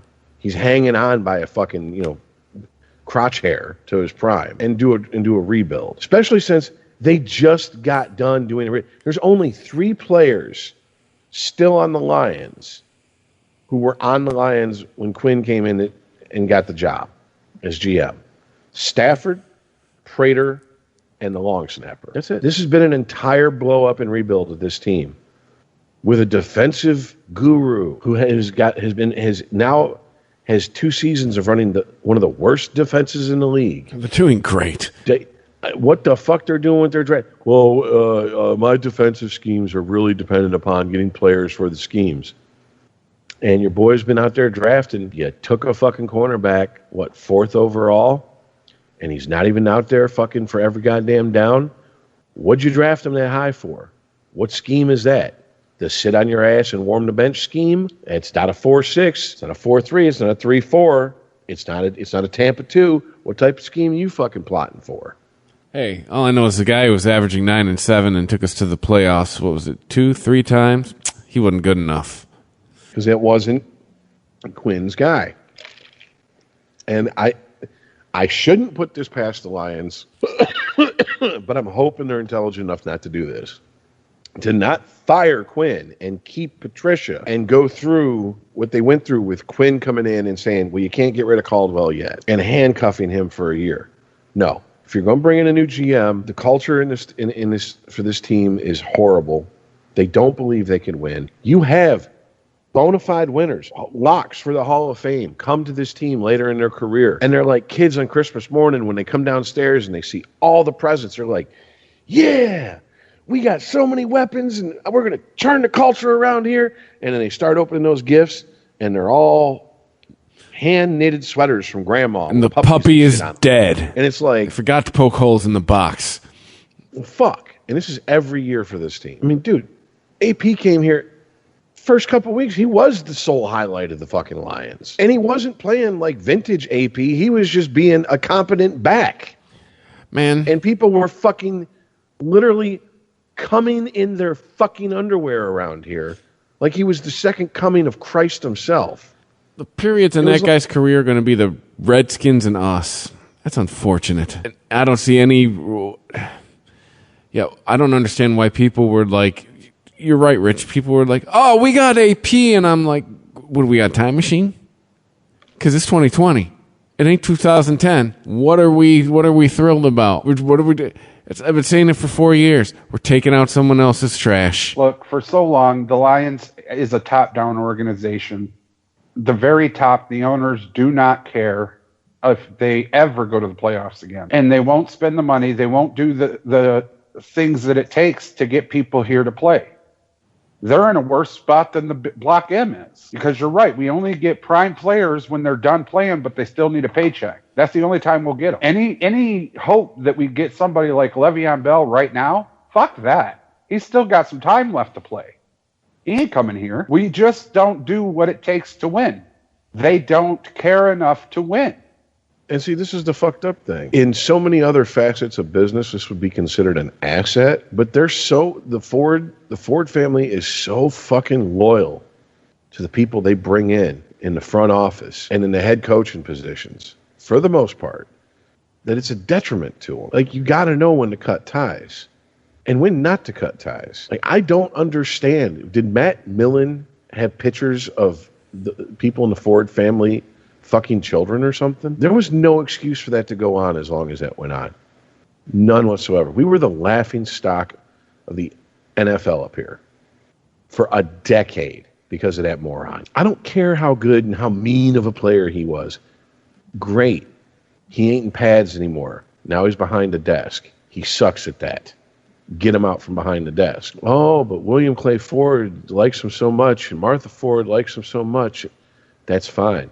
Business is business. Personal is personal. Believe me, if Chris was running a business that was making money hand over fist, and he hired you and I, Earl, to come in and do a podcast, and all of a sudden started watching all those profits fly away because of the shit we were saying on the podcast, we wouldn't be around very long on the podcast, period. And it ain't personal, it's business. That's my problem with this situation. Did Martha die? I don't know. I can't keep up. Like, I know she signed a team over. Did she sign a team over and then die? I have no idea. Because she knew she was going to die? Or am I just making all this? Did I just kill Martha Ford? Sporty. ChristopherMedia.net. There's a new Home Depot now open on Maurice Avenue in Maspeth. And as home improvement projects go, this is a big one. Use the product locator on our app for an in-store map to find what you need fast. And check out our new pickup lockers. They make online shopping a breeze. Of course, one thing's not new, our everyday low prices.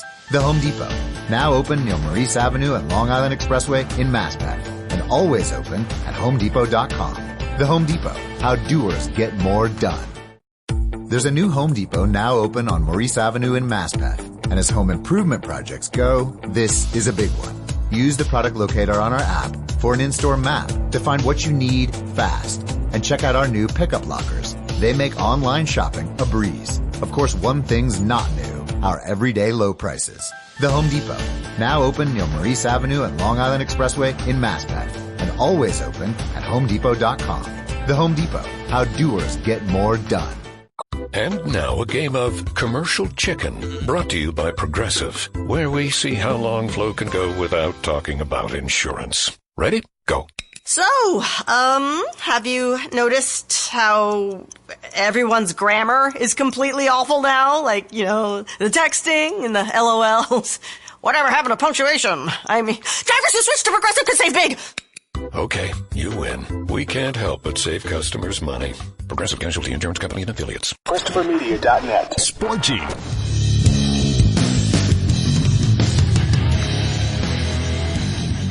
It is what it is, man. And I mean, same shit. I don't even need to fucking turn on 97.1 local sports talk. I can just wait until this person got released.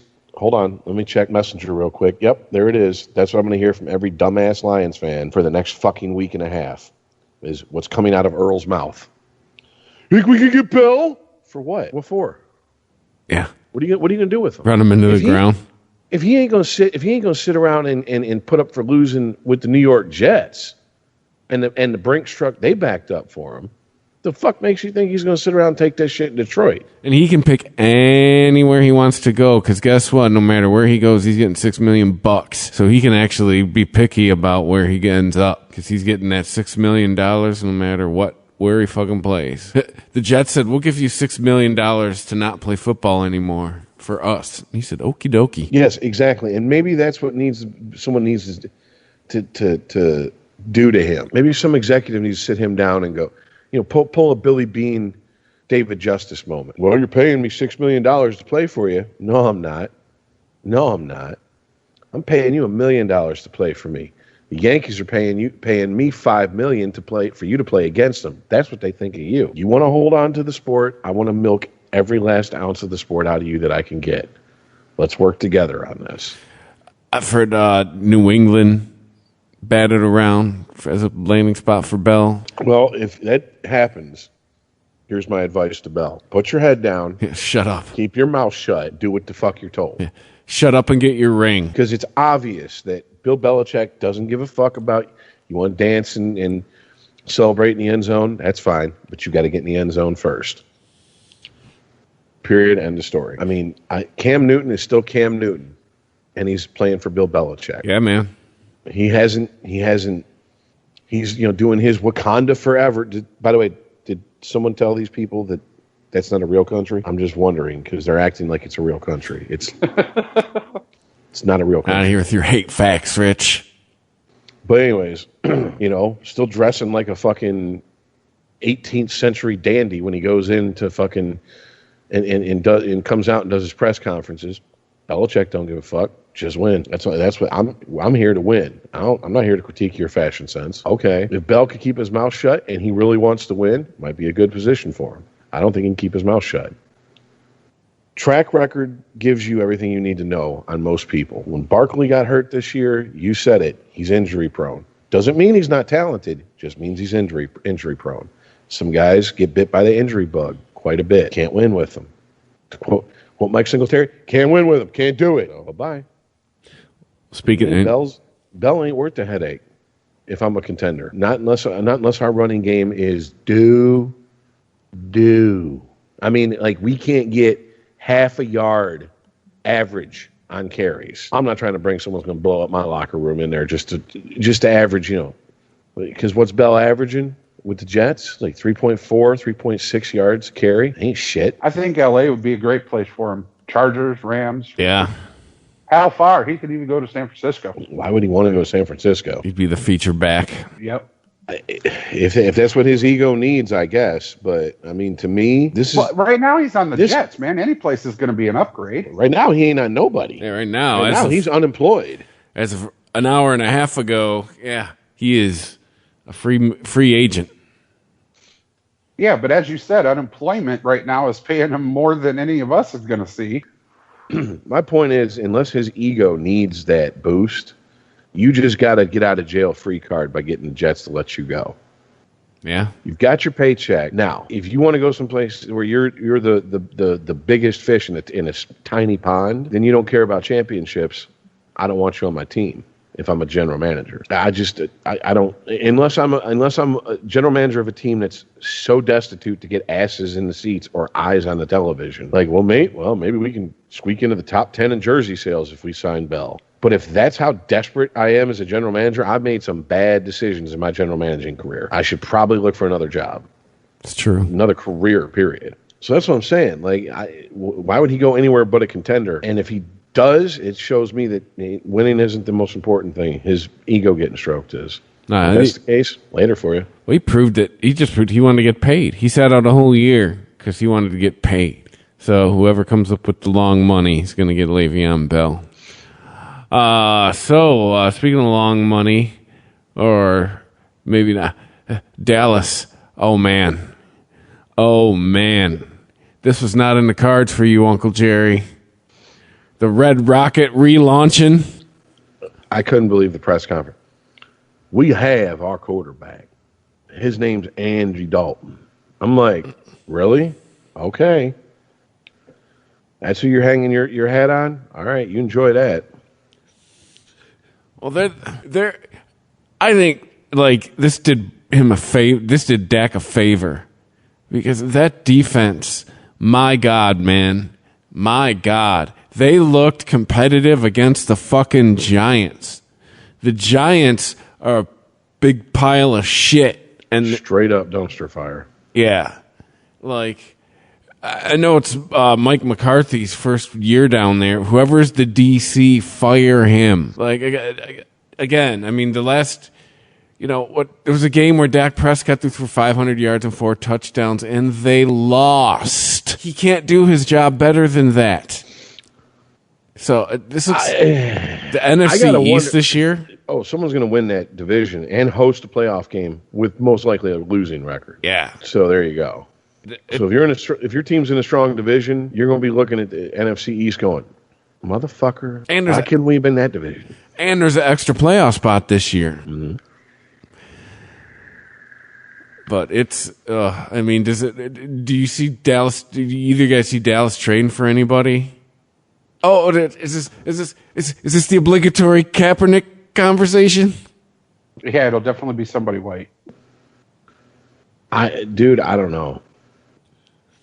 I mean, it is Uncle Jerry. I get the feeling that he's one of those people that he's like, I don't give a fuck if I go back on what I said.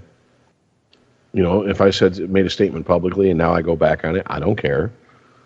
If we're winning, especially if me going back on the decision means we start winning, maybe. But I get the feeling that this is it.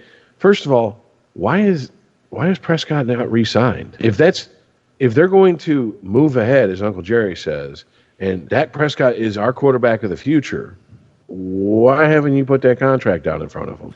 I guess now the rumor is he's going to be franchised, and he'll make $37 million because of it. But still, it's.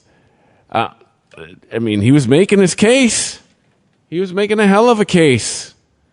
Ice, you got him on your fantasy team. You know that. I'm worried that he ain't coming back from that, guys. Tell you the truth. Hey, man, Alex Smith came back, so anything's possible. Apparently, Alex Smith almost lost his fucking leg to an infection. I think multiple times almost lost his leg. I think they said in the first month he had something like 17 operations. I mean, Dak, they're already sent home. So, especially a compound fracture, but when the bone starts popping out of the skin, and that's when you start worrying about infection setting in. Big time. Yeah, Dak, they said, hey, we'll see you next July. Alex Smith apparently was dealing with a lot of his problems was due to infection. If they already sent Dak home, that's probably a good sign. I mean, No, I'm not saying he's not going to be able to walk again or play again. He probably will. But to do what he's been doing with all of the touchdowns and the scrambling, and I don't know, dude. He's young still. He's still in his 20s. Body's a little bit more resilient. And isn't this the end of his rookie contract? So, yeah, he's still... I'm hesitant to bring this up, but it is rumblings and op-eds and articles I've seen written about it, and people talk about it, not just on the local end, but on the national end too. So that's why I'm going to bring it up. I mean, is there a racial component here at play that we're just overlooking? Because there's a very compelling case for, look at Romo, where he was at this point in his career versus Dak, and tell me that if Romo was doing what Dak was doing, he wouldn't be re-signed by now. Uncle Jerry seems to like his white guy quarterbacks. Dak's the first black guy he's had. I mean, so is it just, obviously we'll never know for sure because you can't crawl inside someone's fucking head, and Jerry Jones is smart enough not to fucking come out and start quoting Mein Kampf, at least till the Alzheimer's sets in. But I mean, is there something to it? Because you look at the evidence and you're like, it's kind of compelling that there's something going on behind the scenes that we're not really talking about. And I find it hard to believe that Prescott is that horrible of a locker room guy. Because if he was, I think with Jerry Jones being the type of owner he is, he would have gotten the unstoppable juggernaut known as the Dallas Cowboys fucking press machine to roll right over Dak and throw him under the bus if he was a problem in the locker room. And ultimately, I think if you know anything about the history of Uncle Jerry owning that team, the one person you don't butt heads with, the one person you don't try to get into a pissing contest, a dick measuring contest, or an ego contest with is Uncle Jerry. No, sir. You don't give a fuck who you are. How many national titles? How many Super Bowls you win for me? I don't give a fuck. You're gone. Later. This is all there is to it. unceremonious as fuck. So I feel like there's something more going on because I'm like, this doesn't make any fucking sense. I mean, granted, these are all trade rumors. So, whatever, it is what it is. There was a lot of talk the last 2 weeks before Dak even got hurt of just, could there be a trade made between the Lions and Cowboys? Stafford for Dak and a conditional draft pick. Where's that coming from? Why is that being talked about on a national fucking scale? So what's going on? That's what I'm saying. Something ain't adding up here. Dude, I'll take Dak with a broken ankle for next season, and they can have old and busted getting worse Stafford. Yes, please. Season's already fucking done anyway. We got our win. I guess that's what this comes down to then, talking about the Cowboys. Is their season done? This it? Put a fork in it? They still got Zeke. They still got Amari Cooper. I mean, but I guess I don't see him going far. We'll see what the Red Rocket's made of, unless they do a QB from somewhere, from somebody. Is there anyone They already called a veteran up for a backup. Jameis Winston's sitting there in New Orleans. Which is another...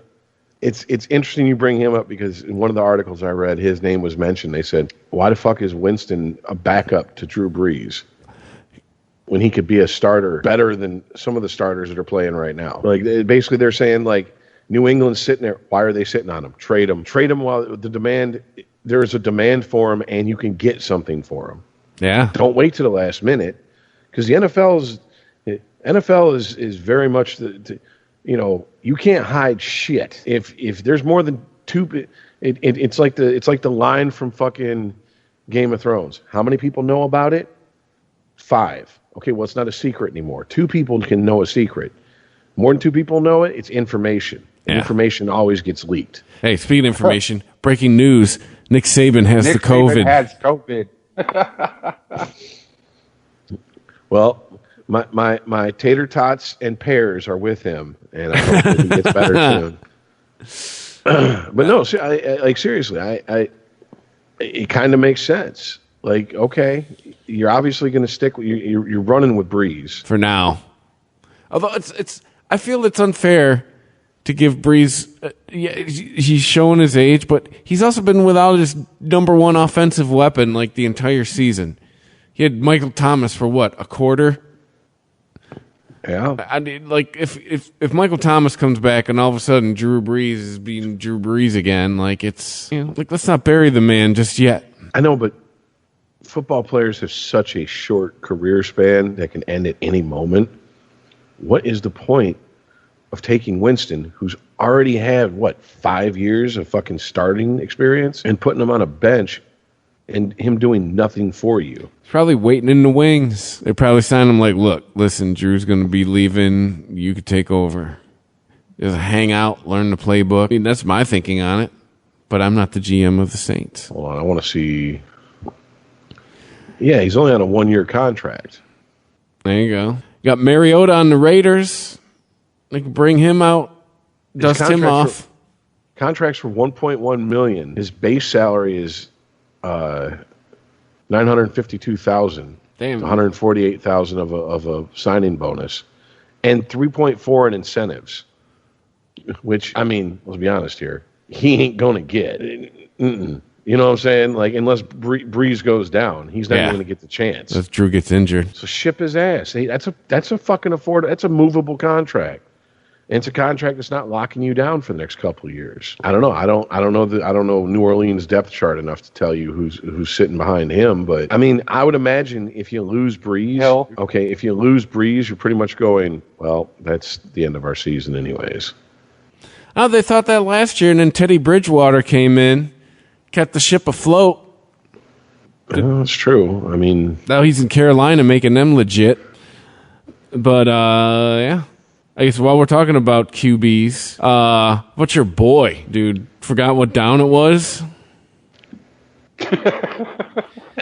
Did you see Absolutely he did. I don't give a fuck what him or BA say. He didn't know what down it was. Like what? You put on the helmet, you forget about football? Is that what happens down there in Tampa? I have no idea. It's all those concussions, I tell you.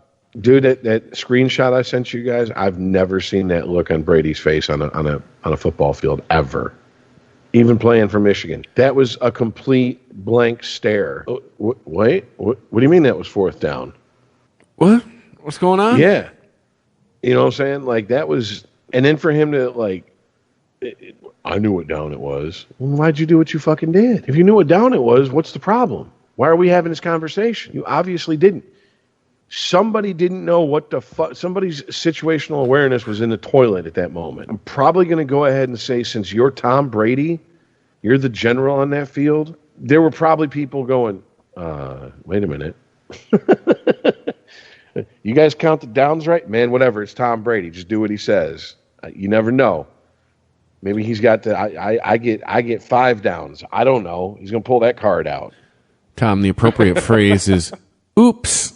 I mean, I know that there's apparently some stink going around Tampa because he's been rather quick and fast and in a hurry to jump on his teammates' shit. And there's players down there going, first of all, I don't give a fuck who you are and how many championships you won.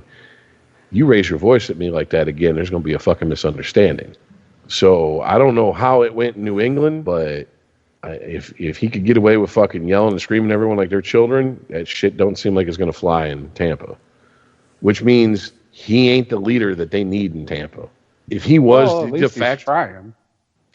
de facto leader of that team, he could get up there and fuck one of their mothers in front of them and be like, this is what it takes to win a championship.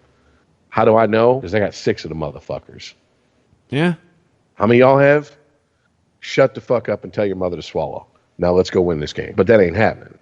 So like I said, 9-7, playoff win. I got to watch extra football with my team. That's all. They ain't winning no Super Bowl. That's just not happening. And shockingly, like, their defense hasn't been as bad as I thought it would be. It's one of the better ones in the NFL this year. Like, I really thought that defense was going to be the glaring problem on that team. So far, not that I've seen. So who knows? I think it's bad news for Brady, for that organization, and for that team that he went to that press conference and basically, no, I knew exactly what was going on. Well, that just makes you sound like you're an idiot then. I'd rather you go up there and say, I fucked up, I'm sorry.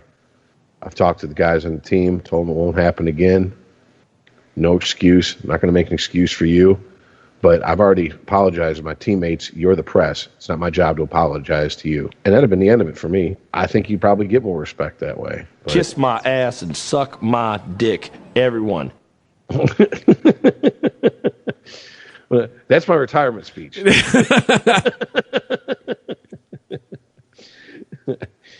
But oh, so all right. Well, I want to bring you know what though? Because okay, go ahead. At least he's trying. At least there's a voice there. You know what I mean? People can love him and hate him for trying and yelling at his team. Matt Stafford doesn't even know who's on his fucking team anymore. No, Stafford's not that guy though. Right. So at least he's trying to change and get people riled up. Fine, you're mad at me, you hate me, fucking take it out on the other team. You know, so I commend that. But just like with Drew Brees, Tom Brady's been without Goodson or whatever the fuck his name is. But he's coming back. Mike Evans is Godwin? He might be whatever his name is. Mike Evans has been beat up. He's coming back and hopefully be healthy. He's not been out. Mike Evans, he's beat up. He's beat up, but yeah, he's not been out. He's been playing respectable. So there's still hope there. Like, the Gronk experiment's over, right? Like, this will be like, all right, cool, you guys came down here together, now Gronk will go back into like being a professional partier. I don't see I think Gronk went down there for just in case. I don't see anything worth getting excited about coming out of Gronk being down there. I just don't. Granted, I can't tell you his exact stats, but I can tell you that there's a whole lot of people going, is Gronk playing today? Because I haven't heard his name called, and I've watched a whole half of this game. That's not good. He's supposed to be a game breaker. But, I mean, we started seeing his decline this last year in New England. Then there's a year off. Then he comes to a new team, a new fucking a new scheme, everything that comes with it. The only team he ever played for professionally was New England, so everything is new to him. I mean, I'm saying he went down there just in case Tom Brady is the GOAT and doesn't need Belichick and is going to take him to the promised land. Just in case. Well, then here's your ticket one way back to wherever fucking you keep all your beer kegs because we don't need that. But I mean, at this point, what the fuck you do? You pulling in someone off the practice squad? Really? Let me tell you something. If you pull someone in off the practice squad who outplays Gronk, someone in that front office head should roll. That's just all I'm gonna say. I don't give a fuck about, well, it's Gronk, and he has carte blanche because of his name and his past. No, you should be able to recognize talent if that's your job. And you should have recognized it. Gronk, come on down for a tryout. No, you ain't cutting it. You got guys in the practice squad do better than that. That's just how I feel about it. So, then again, I'm not a Lions fan. I don't want a bunch of washed up motherfuckers. I want my team to win. Damn. Well, hot take, dude. That's the difference between I listen to it every fucking day on sports talk that I'm in my car. I know what Tampa Bay fans say. I don't have to listen to the fucking sports talk down there because I see everything they say in chat rooms, Facebook pages, et cetera, et cetera. Lions fans are just, well, we'll just take it up the ass again, I guess. Well, at least we're trying, I guess. Well, your best ain't good enough. Get the fuck out of here. That's to me, with everything that Tampa's done, that's how their fans should be looking at it. That's how everyone on that fucking team, from the owner to the fucking person who mops up the piss around the toilet after halftime. That's how everyone in that organization should look at it. We didn't do all this to win, maybe, and we ain't got 5-6 years to go through a rebuild, to build around Brady. So it's now or never. And I feel like there's going to be a lot more games like the one that just happened. There's going to be situations where it's going to turn into, well, that was a situation that was blown. Well, yeah, 3 or 4 of those games, they could boot you out of playoff contention. You can't make mistakes like that on a weekly basis. Can't have fuck-ups like that. Sporty. ChristopherMedia.net. If you look around, you'll see the world can be pretty smart. Okay, very smart. At Capella University, we think education should be smart too. That's why we're reshaping online learning with our FlexPath format. You can set your own deadlines, take classes at your own pace, even leverage your previous experience to move faster. So when it comes to earning your bachelor's degree, you know what kind of choice to make. A smart one. Visit capella.edu to learn more. Capella University. Don't just learn smarter. There's a new Home Depot now open on Maurice Avenue in Maspeth. And as home improvement projects go, this is a big one. Use the product locator on our app for an in-store map to find what you need fast. And check out our new pickup lockers. They make online shopping a breeze. Of course, one thing's not new, our everyday low prices. The Home Depot, now open near Maurice Avenue and Long Island Expressway in Maspeth. And always open at HomeDepot.com.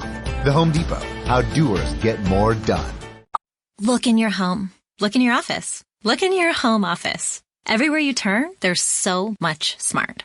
At Capella University, we think education should be smart too. Our game-changing FlexPath format puts you in control of your master's degree, so you can learn how, when, and where you want. Smart, huh? Yeah, we think so too. So if you want to take the next step in your career, make Capella your first step. Visit capella.edu to learn more. Capella University. Don't just learn smarter. ChristopherMedia.net. Sporty.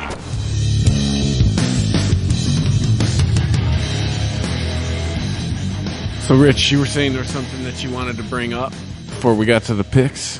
Yeah, just the fact that are we just going to sit here and act like the Steelers aren't being the Steelers? Okay, listen, I've done some research on this. They ain't beat nobody. Like, they ain't beat nobody, but they still have a 5-0 record. Go 500 on the rest of the way out of here. They're in the playoffs. Now, whether they do anything in the playoffs or not, they're doing what they're supposed to. They're beating the teams they're supposed to beat, right? Yeah, but they've beaten a very unimpressive. I guess talked about it yesterday on the Fantasy Football podcast, the Fantasy Hack, JR and Jack, here in the Sporty feed. every Wednesday. I went through, and then I also did this in preparation for the show because I knew this would come up. Like, God damn it! Like it's my app on my phone here is being stupid. I'm sitting here looking at their schedule. Yes, they beat the Giants. Giants are the doormat. One of the doormats in the league, vying for the league doormat position this year. Yeah, they beat the Giants, the Broncos, the Texans, Eagles. All teams winning shit this year. And their this week, Browns. It's going to be their first actual challenge, and also for the Browns, the same thing. If you look who the Browns have beat, the Browns ain't beaten nobody. I'm glad Derrick Henry remembered that he's a man last night, but that doesn't change the fact that I don't think the Titans are a fucking powerhouse. I think their real first fucking feet to the fire game is going to be against the Ravens. And that's not till November 1st. You know what? I wanted to talk about that with you guys. Everybody's making a huge deal about this stiff arm. Have you guys never seen a running back throw a stiff arm? Not in today's league. That was a pretty old school stiff arm. Yeah, that was, man. I mean, it was, but it's been done. I've seen it. That motherfucker was 5.5 feet in the air, parallel to the ground. And it was Josh Norman, so. That was there should have been some NFL Films music playing underneath that kind of shit forearm. Like the Rambling Man from Grambling or something. Yeah. The funniest part of it is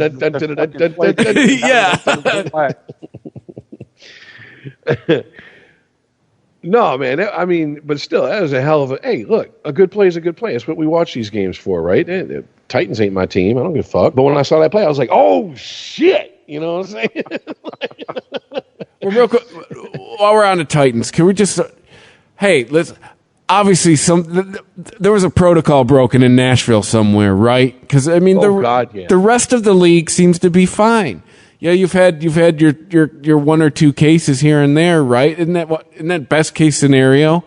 Other than Tennessee, it's been 2 weeks of pushing shit off, rescheduling. I mean, we got Tuesday Night Football out of it, but still, it's for 2 weeks. It's been don't remember the Titans. Fuck the Titans.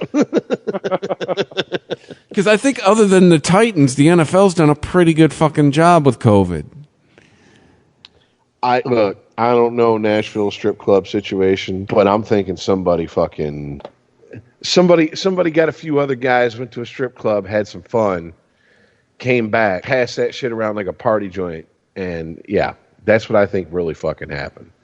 Something along those lines. A group of guys had to sneak out because that shit was like, at one point there was 20 fucking players that had tested positive. Initially, they blamed it on a bus driver, but you don't think doesn't every person in that organization get tested fucking daily? Daily, yes.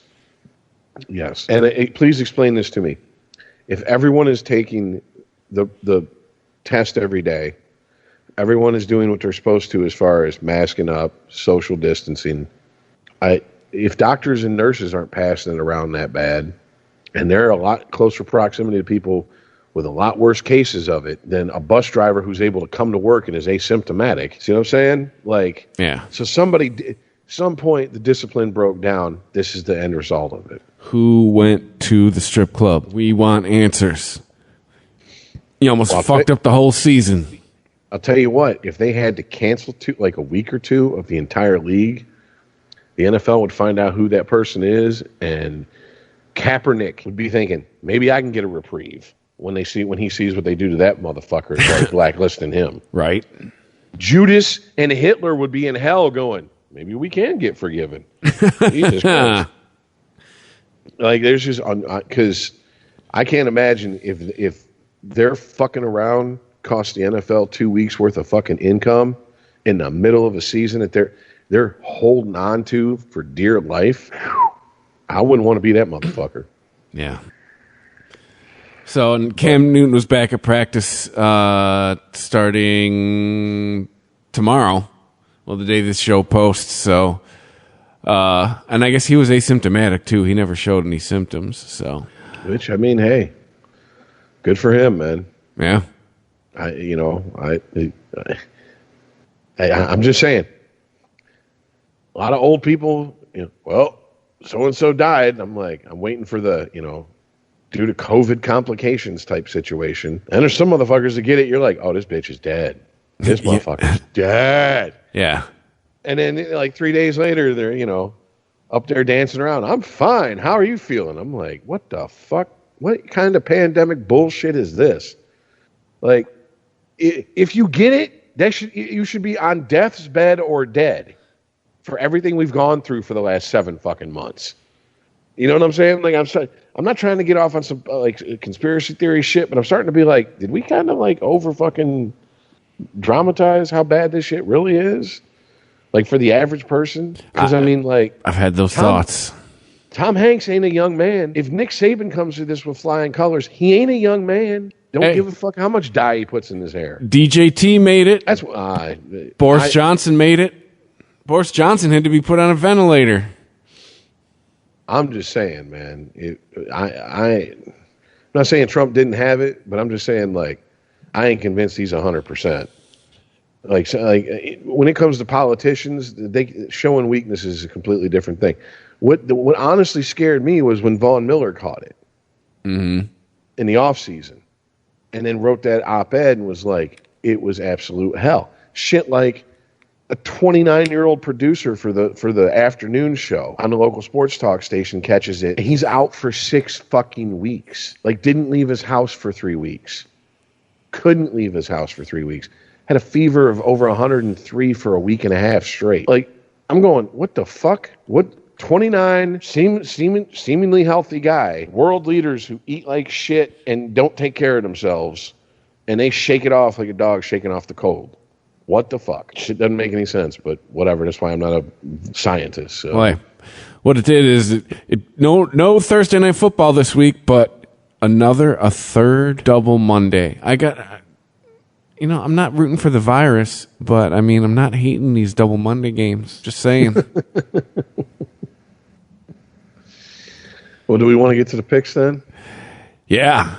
And I crunched the numbers last week, and then we didn't do a show, so we didn't do any picks. But if you guys just want to quit now, it's on you guys, because I am in first. I got a 766 percentage on this season for the games that we've picked. I'm 36-11.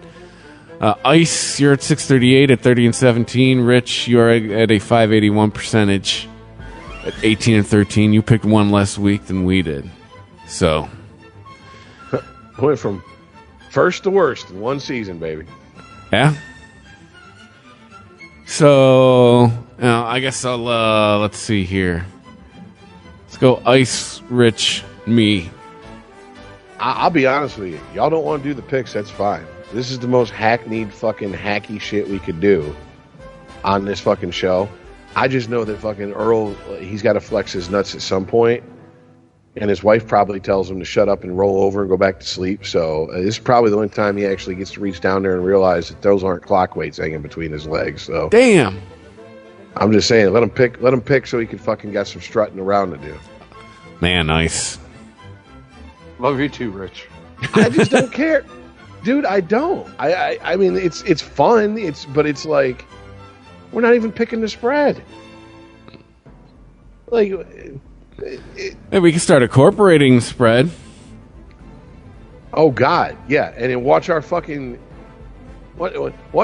success rate plummet. Even more so. But whatever. Hey, let's do it. Let's do it up. All right, so let's see. 1 o'clock. This is old school too, right? Just a big old slate of 1 o'clock games. Houston at Tennessee. Titans. Yeah, give me the Titans. Pretty even. And by the way, most of the lines this year they're mostly even because of there's like no home field, unless it's like a lopsided matchup. That's what I'm saying. Like it's even harder now. Titans getting 3 at home. I wouldn't want to. I wouldn't want to be making the fucking lines in Vegas. Let's put it that way. Yeah. Let's go with the Titans. So next game is Cincinnati at the Colts. Yeah. Can I take a mulligan on this one?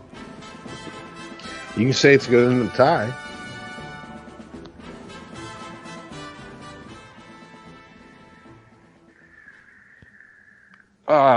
Bengals. I don't know. Really? I mean, I feel like I'm pulling a U on U ice, but give me the Colts. No, just Rivers is running dry, man. He's throwing 5 interceptions.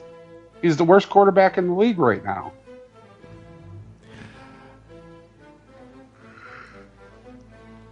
Rich, you took the Colts. And having said that, I said give me the Colts. So yes, give me the Colts. Also going to take the Colts because he's the worst quarterback in the league right now, but the Colts have the best defense in the league right now. It's true. Atlanta at Minnesota. Ugh. Yeah, right? Okay, Vikings. They suck less. Even without Dalvin Cook? They still suck less. Vikes. Same here. Just even but the problem is they're them 750 Vikes, they're not the 1,000 milligram Vikes. Right. It's just just whatever's going on in Atlanta right now. It's Denver at New England. New England. Yeah. New England. Yeah. If Denver wins this game, Cam Newton broke his leg. The Washington football team heading to Jersey to play the New York Giants. Yuck. Oh. This is the shit bowl of the week. Is anybody going to care if they watch this or not? Yeah, the ratings are going to be like, 24 people from Jersey. Giants? Question mark?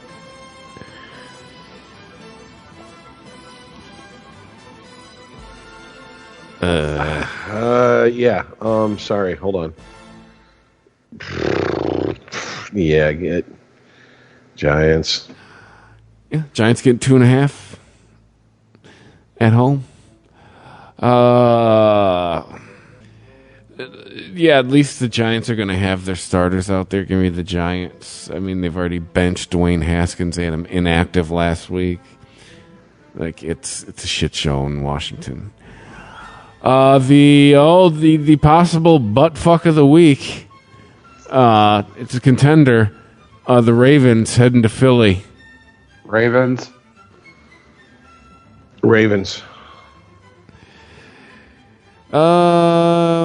Yeah, Ravens. I had to pretend to think about it, right?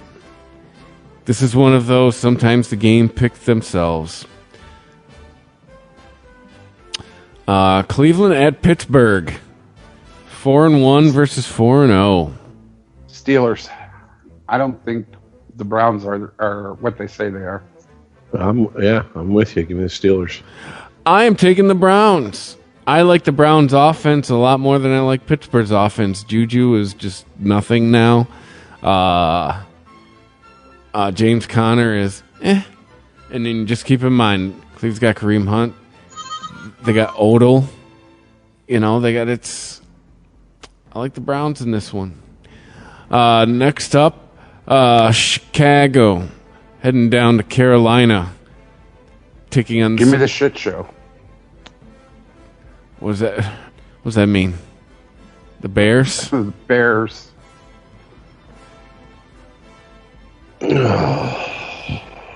Panthers. I am also taking the Panthers. I like their offense a lot better. Mike Davis is getting he definitely has carried the load with no CMC. Teddy Bridgewater is kind of doing what he did when he did New Orleans last year, just showing up, pulling out his dick, and going, "Let's do this." And yeah, Robbie Anderson's found himself a nice new home. So give me Carolina. Detroit heading to Jacksonville. Gross. All right. I'm going to pick the Lions. But if they can't beat Jacksonville, I won't pick the Lions again this season. I don't care if they're playing high school varsity. You heard it right here, folks. There's your moratorium on the Lions right there. Yeah.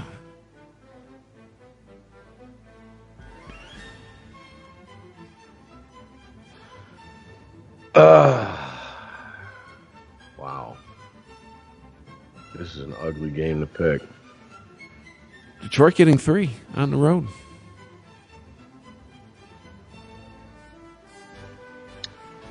This is a game they should win. So give me the Jaguars. Yeah, you can give me the Jaguars. I'm talking about the Lions. I'm talking about the Lions should win. Yeah. So give me the Jaguars. I'm saying you can give me the Jags because they're at home. And just they have a better offense than the Lions. IMO. Next. Oof. The Jets at Miami. Miami is very quietly doing something right. They got something going from somewhere. I don't know if it's Fitzmagic. I don't know what the hell it is. Give me the Dolphins. The Jets is losing everything. They've lost their damn mind. Yeah, I mean, it's not that I think the Dolphins are great. It's the Jets. So give me the Dolphins. Did you see the ESPN Power Rankings came out yesterday, and the Jets were at the bottom, and it said weaknesses, football. Yeah, I mean, there's the thing you got going on with Fitzmagic too is he's playing for his job because you know as soon as the plane starts crashing into the mountain, it's Tua time. The Jets are a goddamn dumpster fire. Take the Dolphins. The Battle of the Bays. Green Bay heading to Tampa Bay. Aaron Rodgers facing the GOAT. GOAT taking a tough loss. A 1-point loss. He's done his first national audience game. Damn it, Rich, you picked this one first. If it was at Green Bay, I would pick the Packers. I'm going to go with Bucks. Green Bay's getting a point. Or I should say -1. We're giving a point. Give me the Packers.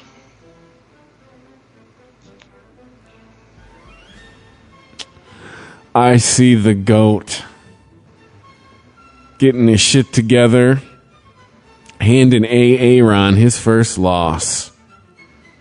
I just like Tampa Bay's offense better, and it's healthier. Hey, I'll take it. I don't think it's going to happen, but I'll take it if it does. Especially if Godwin plays. You got Godwin and Evans. You're going to have Fournette back, maybe. You know, versus like maybe Devontae Adams plays.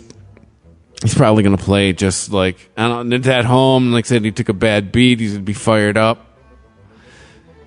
So, yeah, I'll take the GOAT in this one.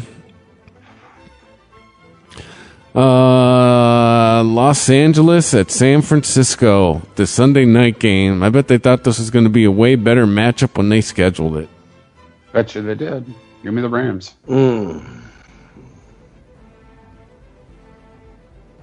Yeah, give me the Rams. Same here. You can give me the Rams. That San Francisco offense does not exist. Oh, and then the Monday night game. Ooh, double Monday nights. 5 o'clock. Monday, we get a football game. Fucking 5 p.m. How awesome is that? The Chiefs at the Bills. Yeah, the Tennessee Titans showed the Bills who they were. Give me the Chiefs. Yeah, Chiefs. Sorry. Bills. It ain't just about last week. It's just about chickens coming home to roost. Water finds the level. So you don't think the Raiders handing the Chiefs a loss plays into any of this? Yeah, I think the Chiefs are going to roll in, taking that beat from Chucky. They're going to roll into the Bills' house, and they're going to take the Bills. I'm also going to say this. I meant to bring this up earlier. We were talking about Tennessee. Who's the head coach of Tennessee? Vrabel. Where does he come from? Yes, he didn't coach under him, but where does he come from? He's on New England. Yeah. There you go. What does Bill Belichick do better than any other coach that we've talked about multiple times? Get his players to buy into, well, you're being disrespected. How many times have we since we've started the show, has New England gone to a Super Bowl and they're like, yeah, we're the underdogs? It's like, how the fuck? You're a dynasty. How the fuck are you the underdogs? Yeah. That's their mentality. Latch on to anything, real or imagined, and run with it. I kind of think Vrabel did that, and the Bills got the brunt of it the other day. Because you see the whole league's blaming us for catching COVID. President caught COVID. Really? I don't see him getting dragged like we're getting dragged. So fuck it. It's us against them. And it's not bullshit. Look up the article. I believe it was on ESPN, where Tannehill, a bunch of other guys from fucking Tennessee are like, yeah, we're being disrespected about this COVID thing. It's pissed us off. Sometimes that's all you need. Bullshit rallying cry. If it's a lie you fight on that lie. Just saying. So I think there's... I don't know how long they can carry Tennessee, but yeah. I think that played into what happened with them and the Bills the other day. All right, the main Monday night game. The original Monday night game.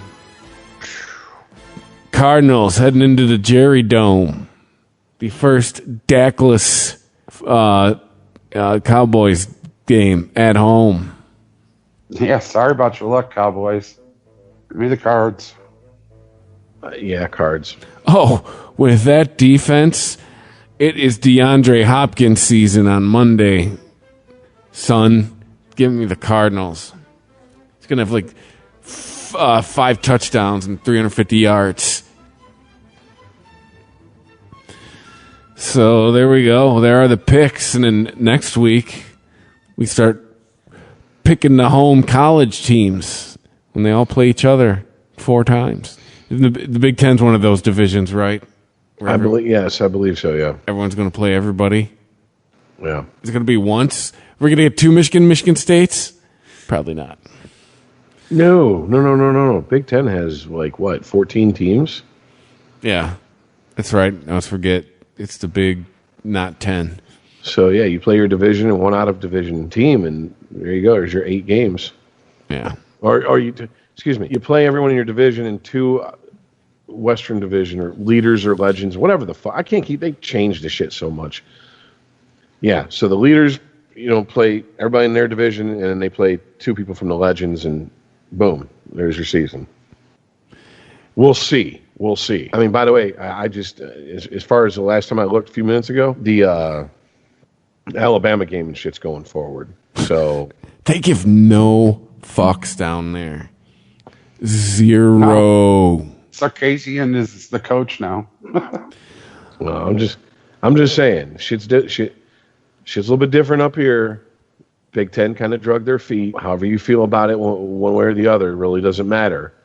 Now they've kind of got this, well, okay, we'll play if everybody's going to play. And it's like, yeah, you already look kind of weak.